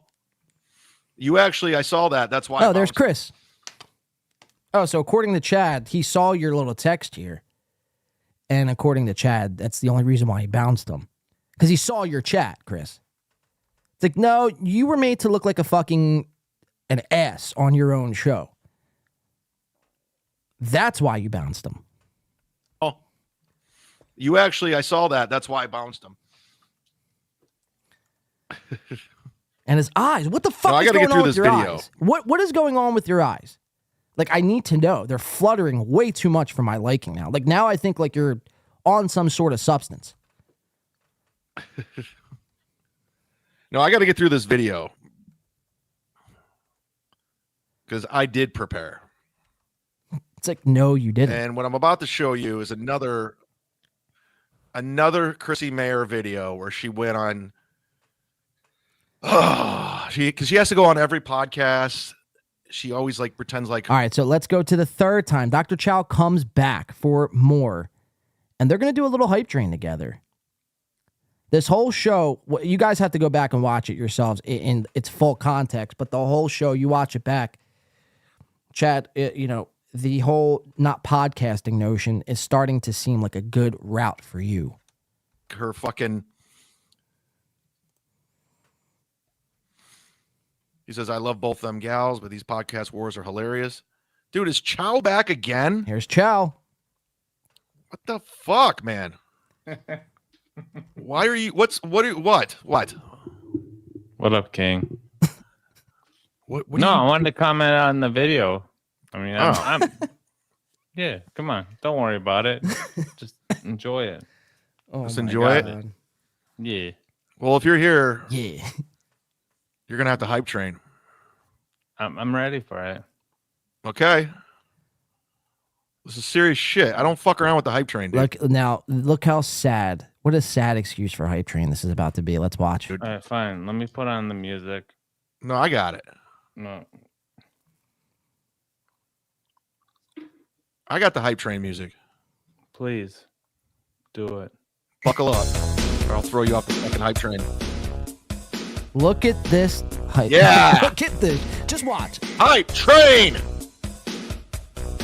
Hottest thing on the internet. I took it from Aaron M. Holt. Now you can't even use it. Woo! All the cucks are on the train. Cows on the train. Woo! All the cucks. Look at Chao. Yeah! We're doing it! Oh on the my hype God. train. Let's see who's in the chat. Dirty Dalish is on the hype train. Spencer K's on the hype train. Woo! I mean, how pathetic. How pathetic. Yeah! Look who else we got on the hype train, ladies and gentlemen. Aaron's ex-wife, Ashley LaRue. Love until forever. Yeah, Aaron's titties are on the hype train. Woo! No. John Rambo's on the hype train. Yeah, thank you for your service. Yeah. So Chao's already Maxwell's on the hype- Chao's already given up. And punch. Chad's running out of steam here, This is fun.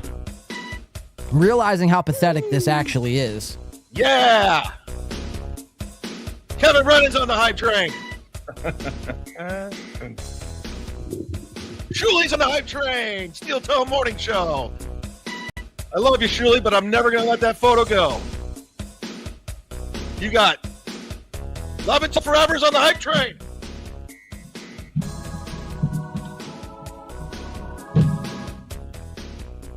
On the hype train. So Chad picks up that Love Until Forever book. Again, a book that actually only has 25 pages.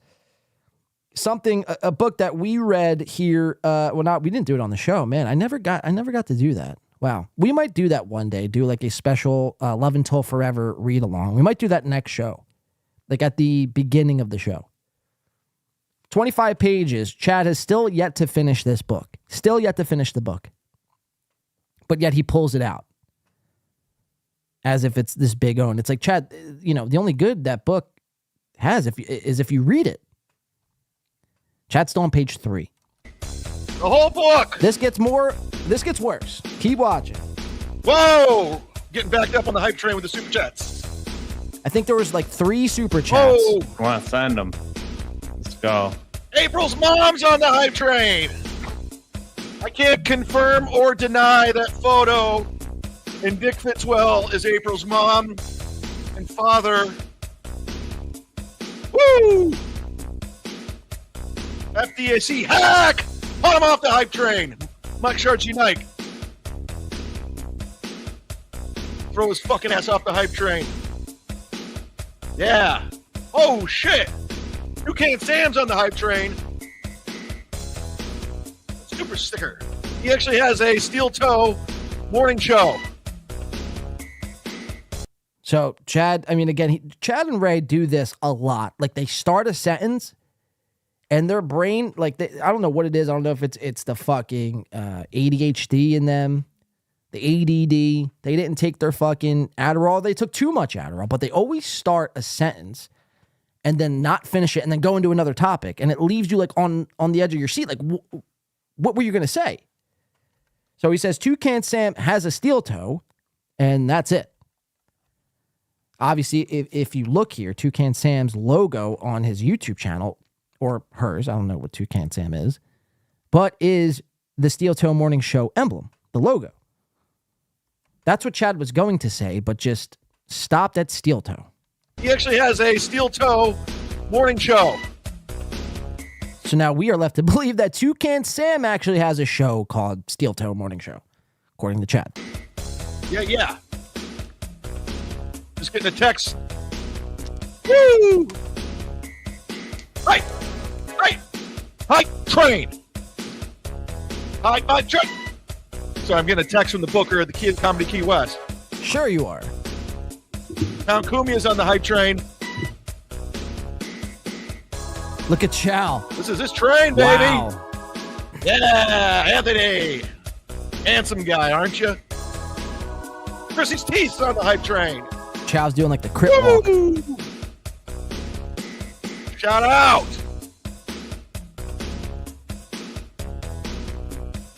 Hype train.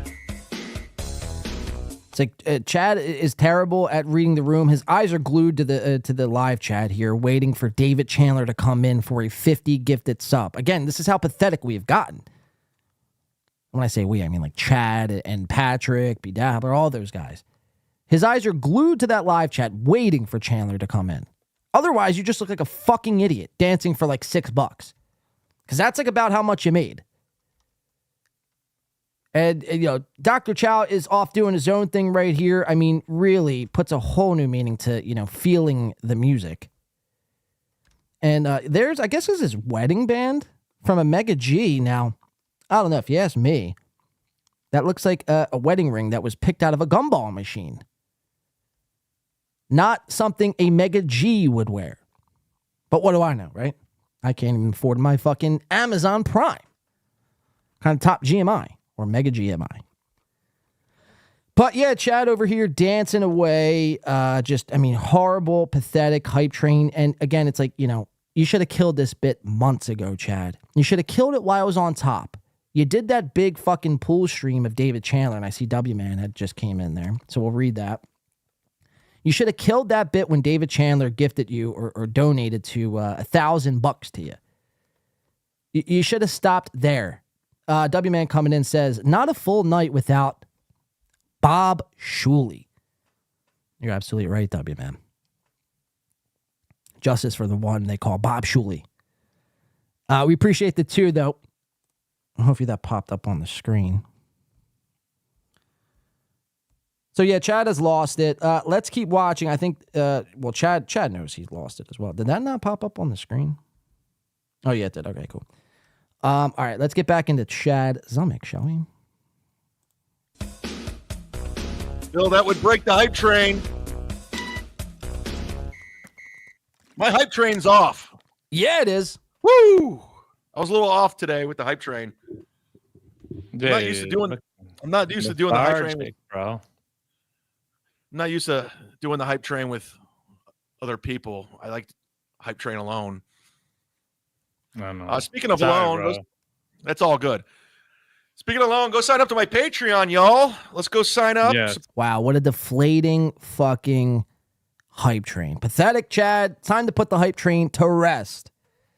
But that is the state of Chad and Chao. What a epic outing. Dr. Chao completely trolling Chad, forcing Chad to bounce Chao. Truly amazing shit, guys.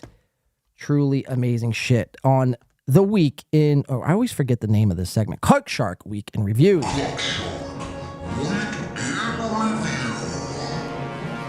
All right, let's see what Ray DeVito's doing, shall we?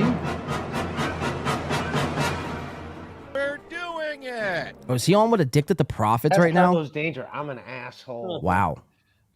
Let's check it out for a little bit. I might do some steel toe. Ray, you're but I got to get out of this here. ugly chick Like, than you shoot. are to the good-looking ones, Tracy, Harry, Elise. That's Oh, my and by the way, chick, I got long hair, but come on, Yeah, Mason, yeah. give me a break, man. And by the way, people go Mariners. I know Mason is a big Mariners fan. I see him right Yeah, now. I got to get out of here in like 15 and yes, minutes. you guys, Tracy is doing my podcast again. People are like, "Oh, Tracy," like, no, we're fine. She's doing the podcast again. I love Tracy Jane. She's fucking awesome. She's gonna do the podcast again. I owe her an apology for cutting her. She got upset because I was muting her. I muted her when I was like trying to make a point about something, but I've muted everybody on my podcast when I'm like gonna say something that I want to get off. So Like, apparently so, Tracy's yeah, coming back to do Ray's show. Okay. My apologies. My apologies. Again, I'm not perfect, but Mason and Portland, you're a good egg. Tracy's great. She's gonna be back. You guys will see Tracy. She's awesome. Of course. Barrister 1401. The most ridiculous item in David's closet is his news for auto asphyxia. Oh, is he saying that because you look like Michael Hutchinson? Dude, and I'm the biggest In Excess fan like ever. That's the funny I thing. need you tonight because Yeah. I'm not alone. There's something Right. about you, girl. No, that no, makes Already me singing. sweat. See it, but behind my TV there, oh, you can't really see it. It's like fuzzy, but that little blue fuzzy sign is an In Excess neon like sign. I'll show you this right now. I Did got this Addicted to right here. Profits get like a So new this is ring light or an something? In Excess. Oh wow, you do have NXS. Yeah. So this is like a tour date they did in like the early '80s in Australia at a look at this bungalow bowling club. Like he At a looks bowling club in very well Australia. lit. So, and it's called Fear and Loathing. And I also love Hunter S. Thompson. So I actually have a T-shirt of this too. So that's probably like 1981, 1982, like when they're really starting out. So, But I will say this, man. NXX. Ray Michael didn't listen to Hutchinson, none of that. when- None of it. Like, if you're gonna when a woman commits suicide by hanging herself, Wow. it's sad. Everyone's like, this Says is him horrible. playing When with a dude fire. makes It's not going himself to and end commits well suicide, for him, everyone's like, says MV. this dude was trying to Honk the Clown says masturbate. No one ATP even- looks no one like just the lead assumed singer the of dude was trying to Inks, kill himself. who Like, strangled the himself things he doing would the do to knuckle shuffle masturbate. on his piss what's stump. funny is the I piss thought pump. for jumps the- through to masturbate. for the longest That's time, a I funny thought that's joke. what it Yeah, was. I have to cut you off. That's a funny joke. He didn't get the joke. That's a good joke. I know it is a joke. It is a good joke. I know. Well, it's like that other guy. Remember the guy who used to be on the kung fu shows or whatever? Is Ray They said he drinking a did the same Yoo-hoo? thing. I can't remember. David Carradine or something Oh, like that. David Carradine. Yeah. Yeah. But no. But the thing about What Michael am I Hutchins, missing out on? I gotta choke myself when I masturbate. That's what I'm doing from now supposedly it on. makes whatever the orgasm better or something. But like the thing about Michael Hutchins is I saw like a pretty recent documentary they did on him. So I don't know if you know his story, but he was out with Helena Christensen, who, by the way, comes to the island I live on all the time for vacation. Little name dropping, but anyhow, when he was dating her, and they were out one night and they were drunk, and he said something to a cab driver. So the cab driver like came out of the cab, punched him. He landed on All the right, ground. I can't really do any more of this. Supposedly, his I brain can't. I really can't. I don't want to end the show on just fucking actually getting dumber, you know? I want to end this on a high note. Let's do a couple steel toe clips. Let's do it when Matt from Savage Tits was on steel toe. I can't do that rated. Like, it's one thing when something crazy happens on Ray's show, and it's usually towards the end of the show. But it's just like, holy fuck, man. Holy fuck. Rough shit. Let's do the steel toe stuff. I have a couple clips from Steel Toe, and then we're going to get out of here for the night. We'll be back on Tuesday. It's going to be our new day, Win by Tuesday. So make sure to tune in then. We'll be back with a full show. But until then, let's get through a couple Steel Toe clips, and we'll get out of here for the night, guys. What do you say? Thank you for tuning in tonight. This has been, obviously, a fun show. We're not going to play the drop yet. We'll save it for the end. But this is Steel Toe, and this is from Manciac, I think, on Reddit. I can't see. Yeah, Man Snack, or I don't know how do you pronounce the name. Always on posting clips on Reddit. Post this clip says, all it takes is 3 missed goals in a row. An asshole won't be able to afford guest hosts. All right, let's check this out. People are saying, I predict in 44 minutes the show will end. Yeah, in about 40 minutes, we're fucking toast. Yeah, we are. We're 205 away from tonight's goal. Three weeks in a row with a failed goal is not good for this program. I'll tell you that much. And it'll be the night when I'm here. That's fine. If you're feeling, and then you thought we don't have many guest hosts already. Great. We missed by this. I can't afford to have guest hosts ever again. That's for sure. So he's saying that because they were $200 away from their goal here. And what he's doing is making his audience, feel horrible for not donating and meeting their goal. If they don't hit their goal here, they're going to have to let all these co-hosts, they can't do these co-hosts anymore. Johnny, it's not even like, it's April and Johnny, really, when he says co-hosts. But that just goes to show you, too, this guy, Matt, like, nobody likes. Like, nobody is hitting their goal because nobody likes you, Matt. Like, when Gino's on, they always hit the goal. When April's on, they surpass the goal. This guy, Matt, comes on the show, and, look at him. He's worse than Aaron. No wonder why he left and stopped doing a show. Left the internet and stopped doing a show. And Aaron, again, wearing this Bill Schultz shirt. So this is the second time in a week he had the same shirt on. Probably smells like shit. Let's keep watching. So anyway... contribute to the show, PayPal, Streamline. It is a beggy night tonight. We're very short and it's very slow. So it is a little bit of a beggy night. I'm sorry about that, but hey. It's like every night is a beggy night. What are you talking about? This night is no different. Keep it on the air. You know what I mean? I'd rather beg and shame myself than not be able to do my show, as it were. Good thing is I don't have any shame, so I add no shame. So UFC president.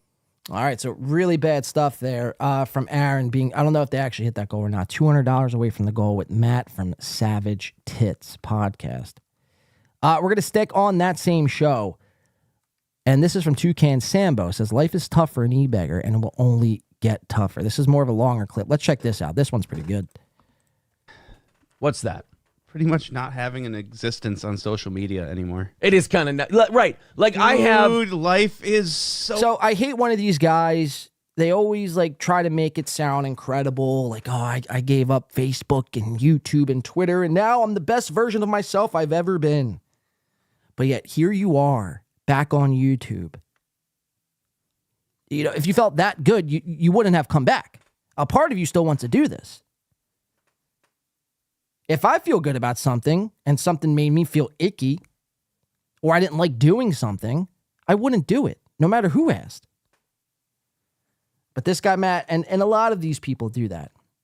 A lot of these people do that. Oh, I felt so great leaving the internet, but now here I am. I find myself back and begging and falling into the same behaviors as before I left. It'll be a matter of time before this guy, Matt, boots back up his podcast or is a permanent second mic here on Steel Toe. Let's keep watching them. So, like, you have to do it. I get it. You have to do it for your show. Like, you have to do that. But you're also fighting the battle of not getting sucked into more shit. Right. I have a Twitter. I have a Facebook. I immerse myself as much as I want to, and then I leave. I go. Yeah. Whereas other people... I know you keep a good, healthy separation. Yeah. I know that for a fact. But some people sit and wait. That is such a fucking lie, healthy separation. Aaron is online every minute of the day. Every minute of the day. If he's not doing his show, which he does his show for about 8 hours a day, or sleeping for about 8 hours a day, he's on Twitter responding to people, responding to the comments, and he's going to explain that. But he's going to kind of... I don't know if it's gaslighting is the right word, but He's going to make it seem like he doesn't spend his entire time on the internet. He's going to cope his way out of this one. Let's watch. Wait for responses. Yeah. You know? Like they sit there. There are people, like I have to moderate the YouTube comments. Like I like them all because it's supposed to be good for the algorithm. Even though YouTube shadow bans me for having strikes and saying shitty things about COVID. Shit anyways. So I don't know why I'm doing it. But people will write these big paragraphs about what a piece of shit I am and how awful I am. And I'll just write back to them and I'll just correct the factual things they got wrong. And then I'll go, but thank you for having me in your head this much. I appreciate that. And then I'll go and I'll see that they responded like an hour later. Like, this guy's laughing too much for my liking. Holy shit. Hold on. Let me give a quick shout out here. W-Man, member for 5 months, says, LOO John, I Bob Schulied them. Who, Ray and Addicted to Profits? Or Steel Toe? We could tweet at him right now. He would respond. Exactly, Josie. You could literally leave a YouTube comment, tweet, or DM him or something, and he would respond within, I would venture to say, probably 20 minutes. Sometimes the feeling is, sometimes feeling icky is a good feeling. I mean, I guess. You are shadow banned because you bought bots. It'll kill your channel's growth. Right. Ray stream. Okay, that's what I figured. All right, let's keep it moving here. Let's get back into this. So what? I mean, this guy Matt. I mean, again, why he's laughing this long, this loud, and this drawn out? I mean, is beyond me. What Aaron said wasn't even funny. It was not even funny. This is one of those guys who's a yes and sort of guy. Somebody, quite frankly, who Aaron loves to have around. I mean, in Aaron's life, he surrounds himself with yes and guys. Johnny Crutches, Corey Adams, Matt, that other guy, what the fuck's his name? He did a little guest spot. Fuck. What the fuck is his name? Dr. Till, Minister of Doom. That's his name. Another yes guy, Gino. I mean, as long as they're talking about the same thing, we'll just agree with you all the live long day. I mean, it's really gross. It's like ball washing to the fucking 10th degree, 100th degree even. So watch this guy Matt just completely lose his shit over this non-funny sentence Aaron's about to drop on him. I am and how awful I am. And I'll just write back to him and I'll just correct the factual thing. So I don't know why I'm doing it, but people will write these big paragraphs about what a piece of shit I am and how awful I am. And I'll just write back to him. Unless he's laughing at the fact that people, you know, highlight how big of a piece of shit Aaron is. Now that's funny. You could laugh at that.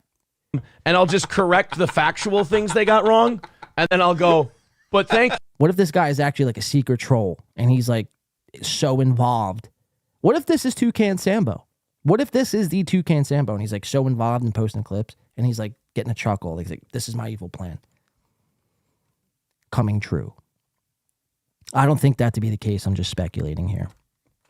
But it would be funny. Thank you for having me in your head this much. I appreciate that. And then I'll go and I'll see that they responded like an hour later, like, oh, see, you responded 6 seconds in. Yeah, it was really easy. And then I left and then I went and did my day. And then you came back and kept checking it to see if I'd responded to you. It's always everyone else. Everyone else has to, you know, be tied up online. Never Aaron. Aaron, after he's done with the internet, he leaves the internet and he goes and lives his day and goes about his life with not a care in the world and being happy and doing things. It's like, no, you don't. Like, after your stream is done, you get food, you probably hit April a few times, and then you play the newest Madden. That's what you do. And you respond to, you know, fucking Twitter and YouTube until your next show. That is your life. Yet. I had to go in here to like your shit anyway. Might as well correct you. Their big thing is they like to. And wait, real quick, right on cue is, I don't know, Toucan Sam, or is it Matt from Savage Thoughts Podcast? I don't know. But coming in for 99 cents. We appreciate that. Toucan Sam. Legendary. All right, let's finish up this, guys. Thank you, comment Toucan. like, "Oh, you only have 400 viewers." I'm like, well, that's half my audience. I go, we have Rumble, we have everything, and I go, that's about 700 to 800 at a time. I love how they're like, you're a nobody, you only have 400. I'm like, you know, you're not losing this battle if you quote my numbers correctly. I'm still a nobody if you accurately tell me what my audience is. You're also a nobody who still makes a living doing this. Yes, I am barely making a living being a But nobody. you are, though. I am. For 3 years now after But that's radio. the thing. You actually are. So fuck them. And so I like to get my credit. Even if you hate me, I still want you to give me my credit for my 700 or 800. I mean, right. I'll never clear 1,000. On Rumble, Fridays will clear 1,000 because Rumble doesn't shadow ban your shit. But, you know, once a week I get to 1,000. The rest of it. And by the way, 1,000, you know what you are if you have 1,000? What? A nobody. Yeah. You're still dog shit. That's still awful. This is pretty interesting right here because he's gonna like make this brag about Rumble being over 1,000. But if I play it, let's get through this. There's another clip I do have. I wasn't planning on getting to, but where he mentions how the last couple of weeks he hasn't been hitting 1,000 on Rumble. So which is it? Are you hitting 1,000 or are you not hitting 1,000? Every 15 minutes on radio, you know, we had 1,700 people listening to us in St. Cloud, Minnesota. The internet is bullshit compared to that. Right. Crack Baby says Aaron won't do Discord, avoids Facebook, yet joins Sorta Spawn between them because it makes him money. Yeah, and I can control it. I like that. Yeah. I don't want just any fucking Playing the game, working the system. What the fuck's your point? You want to come in and talk shit about me, you give me $5 a month to talk shit about me. You come in here and you go, You pay for that right. Yeah, why don't you go on Discord so I can shit on you? Because I don't want to read bad shit about me for free. If somebody gives me $5, they're a customer. I got to take their shit. Yeah. You know, I think you're fucking terrible. Well, and cool. Thanks for the $5. I thank you for the $5. Like, look, I'm a big whore. You want to tell me I'm a piece I paid of him shit? $5 to tell him he's a piece of shit. It's a win-win. Cool. Yeah. Yeah. Thanks for the $5, dude. Everybody's a W on that one. All right, so that's where the clip kind of concludes there. Let's contrast this with this other clip I have. We'll do this clip and then get out of here for the night, guys. B Smiley coming in says those totally real numbers on Rumble. Right. The real numbers on Rumble. Rumble is such a fucking joke, dude. Like it has potential, and I've always said this. Rumble really does have potential to be like the next competitor, if not bigger than YouTube. But they never will because, I mean, they do pad their numbers. And everyone who thinks that they don't pad their numbers, I mean, just go watch a Shuley show or a Steel Toe show. There's no way Steel Toe is getting over 1,000 on Rumble with their chat moving at like 2 chats per minute, 2 CPM. There's no way. They have like 60 likes, if that. I mean, that's high. And like a comment or two. Like that is the extent of Steel Toe on Rumble. And we're supposed to believe over 1,000 people daily are checking you out. I'm not no fucking detective, but something doesn't add up. Is that a low-key confirmation that Toucan Sambo is Matt? Right. I got my eye on Toucan Sambo, a.k.a. Matt from Savage Thoughts. Josie says, we've seen him just blow past super chats that he doesn't like. Right. Aaron will do that. If it's not in agreement with him, he just keeps it moving. All right, let's watch this because there's a little meltdown of Aaron's Vikings against my Eagles, which I want to play. But he also mentions this little Rumble thing here. We just heard him brag about over 1,000 on Rumble, right? Well, he's going to let us in here that they actually haven't been hitting over 1,000 on Rumble, and he's pretty bummed about that. I know it's somewhere in this beginning, but I don't have it clipped. I feel like Chad Zumach, not prepared. Let's watch. Good morning, everybody, and welcome to Rumble Friday on the Steel Toe Morning Show. I'm Aaron. That's April. Good morning. Oh, it's going to be a show. I can guarantee that.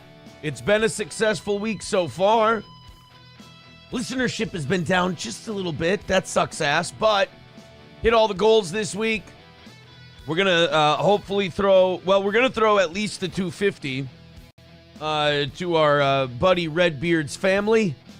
And then depending on how much we go over today, we'll determine how much extra we throw in there. We did say we would give half of whatever we go over this week to the Redbeard GoFundMe. That is happening right after today's show is over, and we determine just how much we go over. It's like, can we right now? Can we see a receipt on that, please?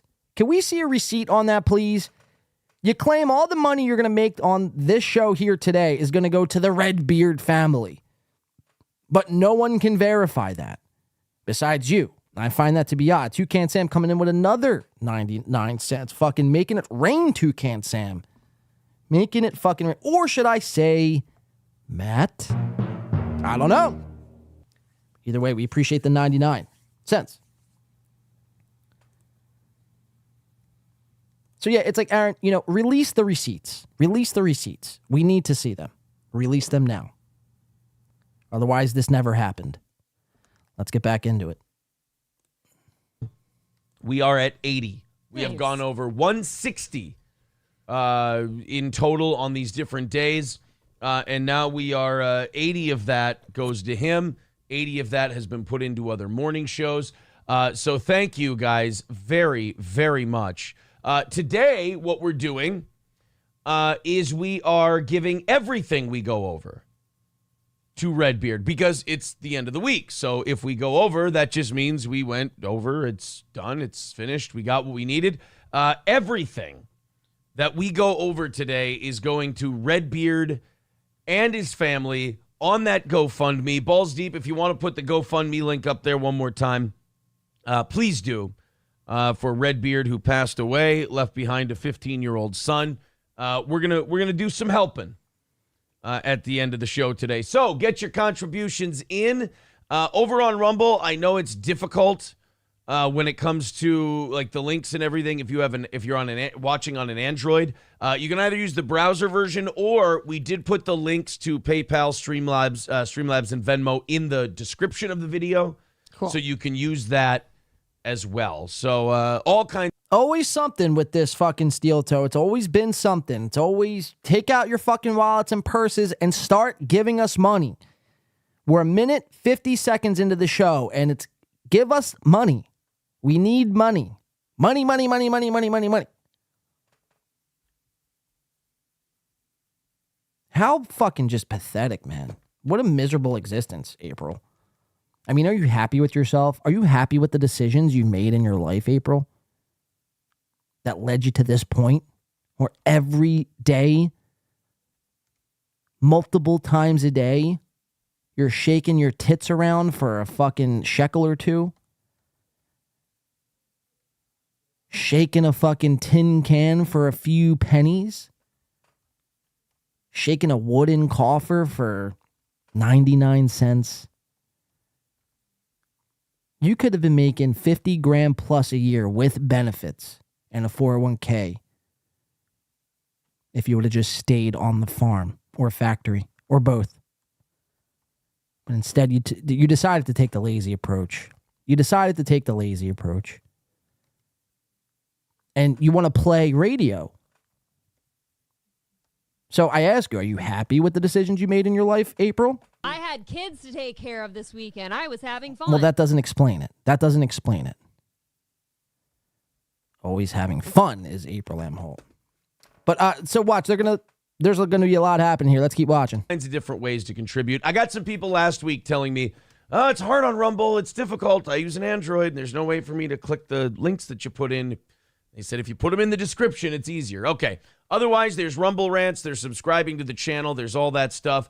Balls Deep kicking us off today with gifting 5 memberships over on YouTube. We'll be on YouTube for a half hour to start the show, and then it is Rumble exclusive. We haven't eclipsed 1,000 in the last 2 weeks. So there it is. We haven't eclipsed 1,000 in the last 2 weeks. Yet, 2 days ago, when you were on with Matt, or a.k.a. Toucan Sam, you're going off and raving and ranting about how you're hitting 1,000 and blah, blah, blah, blah.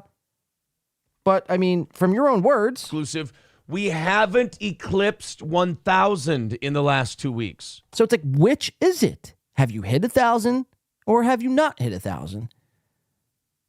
Now you're in a position where you just look like a fucking liar. And that's what I've always said about you. You're just a gaslighting, lying son of a bitch. and a beggar. That's what I've always said about you. No, you're just mad because, we do a fun show over here. It's like, no. We literally just watch you contradict yourself. Literally.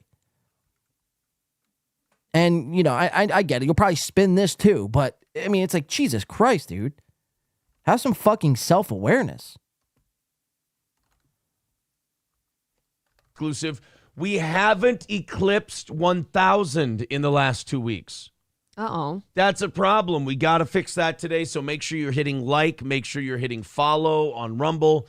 Make sure you're doing all of the... It's like, I don't know about you guys, but when I tune into a YouTube video, I don't... Like, when you tune into Steel Toe, there's always, like, expectations of their audience. Like, you always have to be doing something. Hitting the subscribe button, hitting the like button, sharing it, sending a link, donating PayPal, Venmo, Super Chats, or Streamlabs.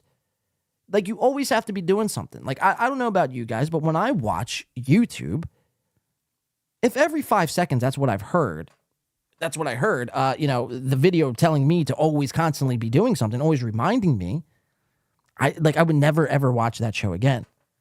So it amazes me that their audience still sits there and is like, eats this shit up.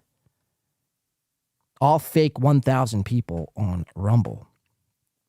All right, I want to go to like 7 minutes. This is where Aaron starts to melt down a little bit about his Vikings.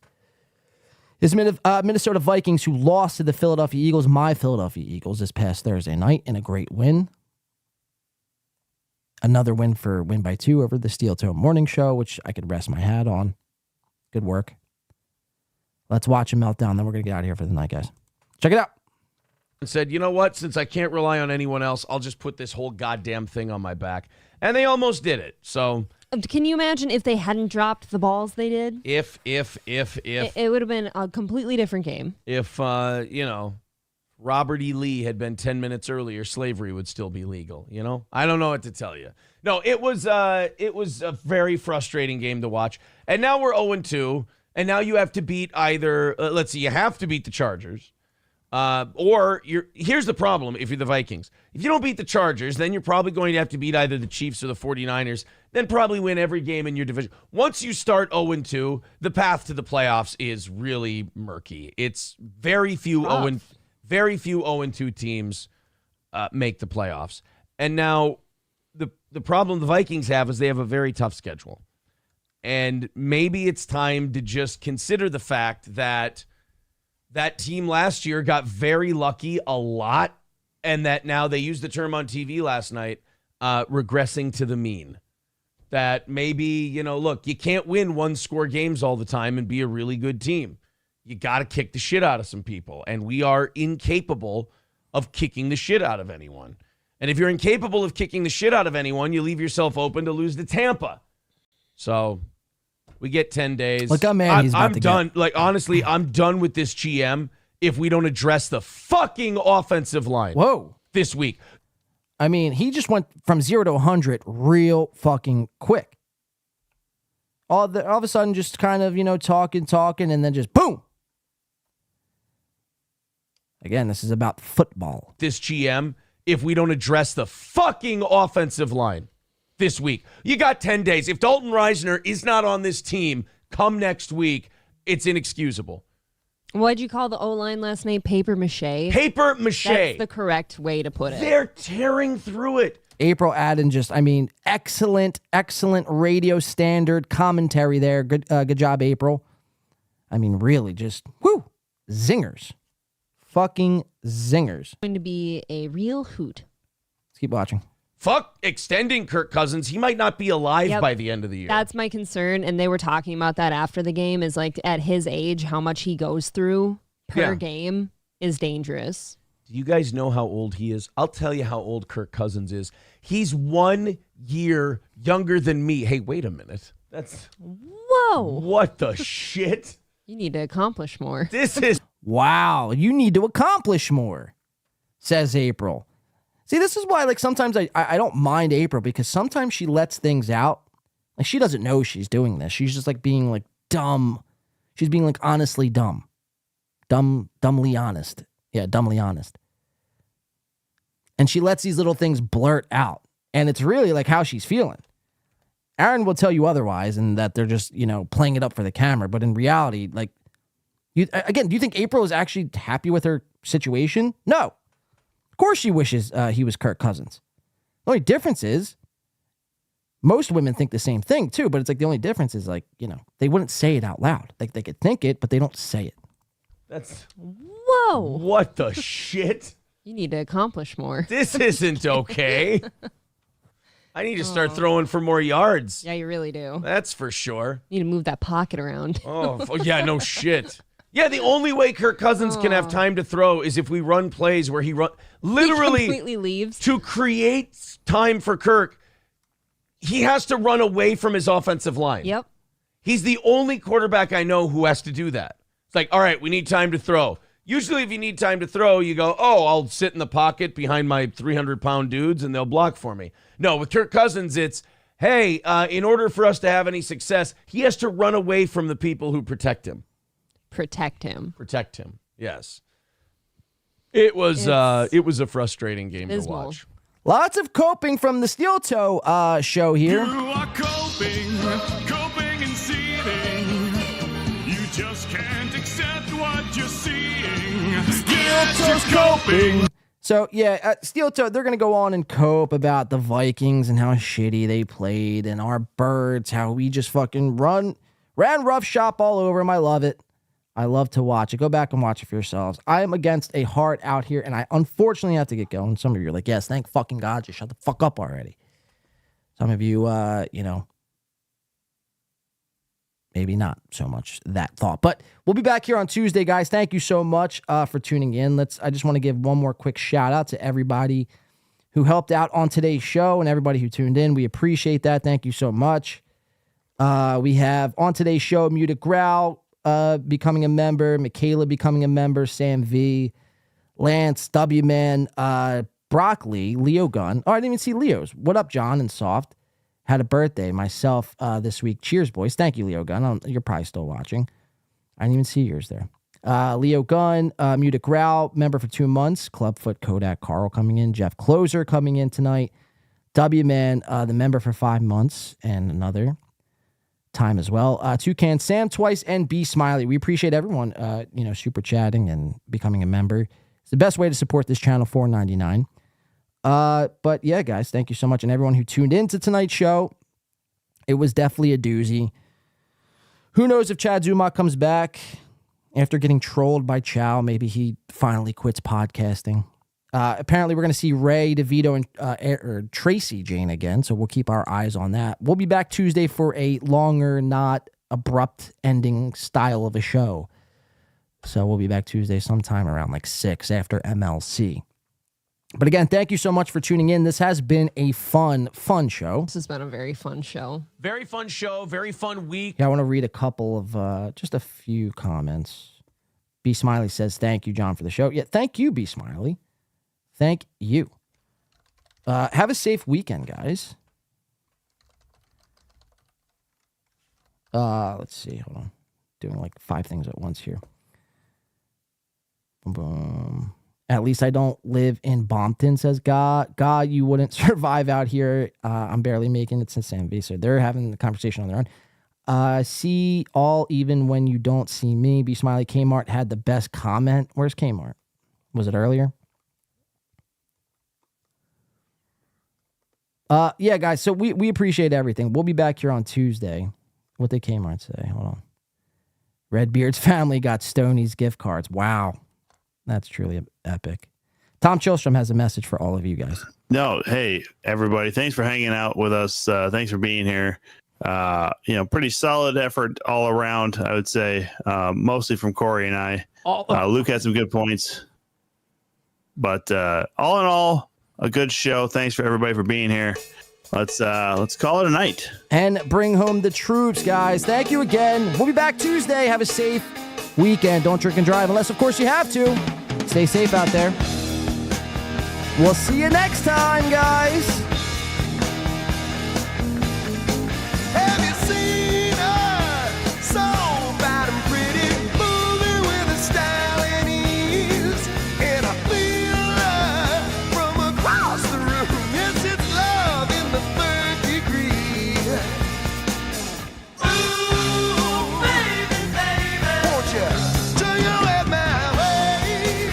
We're going to throw some tomatoes tonight. How's that sound? Take a dance. You're old enough to dance the night away. Oh, come on, baby, dance the night away. A live wire, barely a beginner, but just watch that lady go.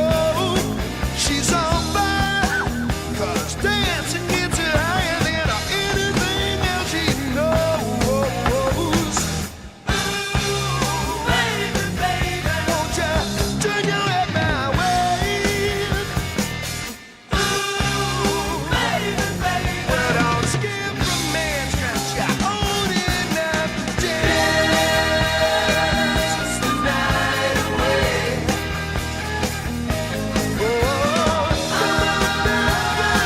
Muhammad Ali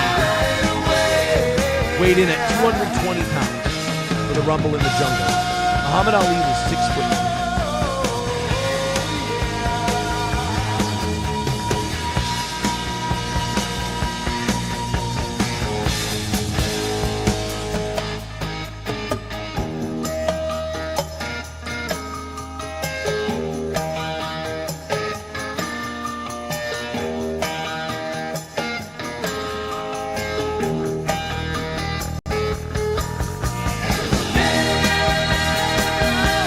Muhammad Ali weighed in at 220 pounds for the Rumble in the Jungle. Muhammad Ali was 6'3". So if I go BMI calculator, that's it.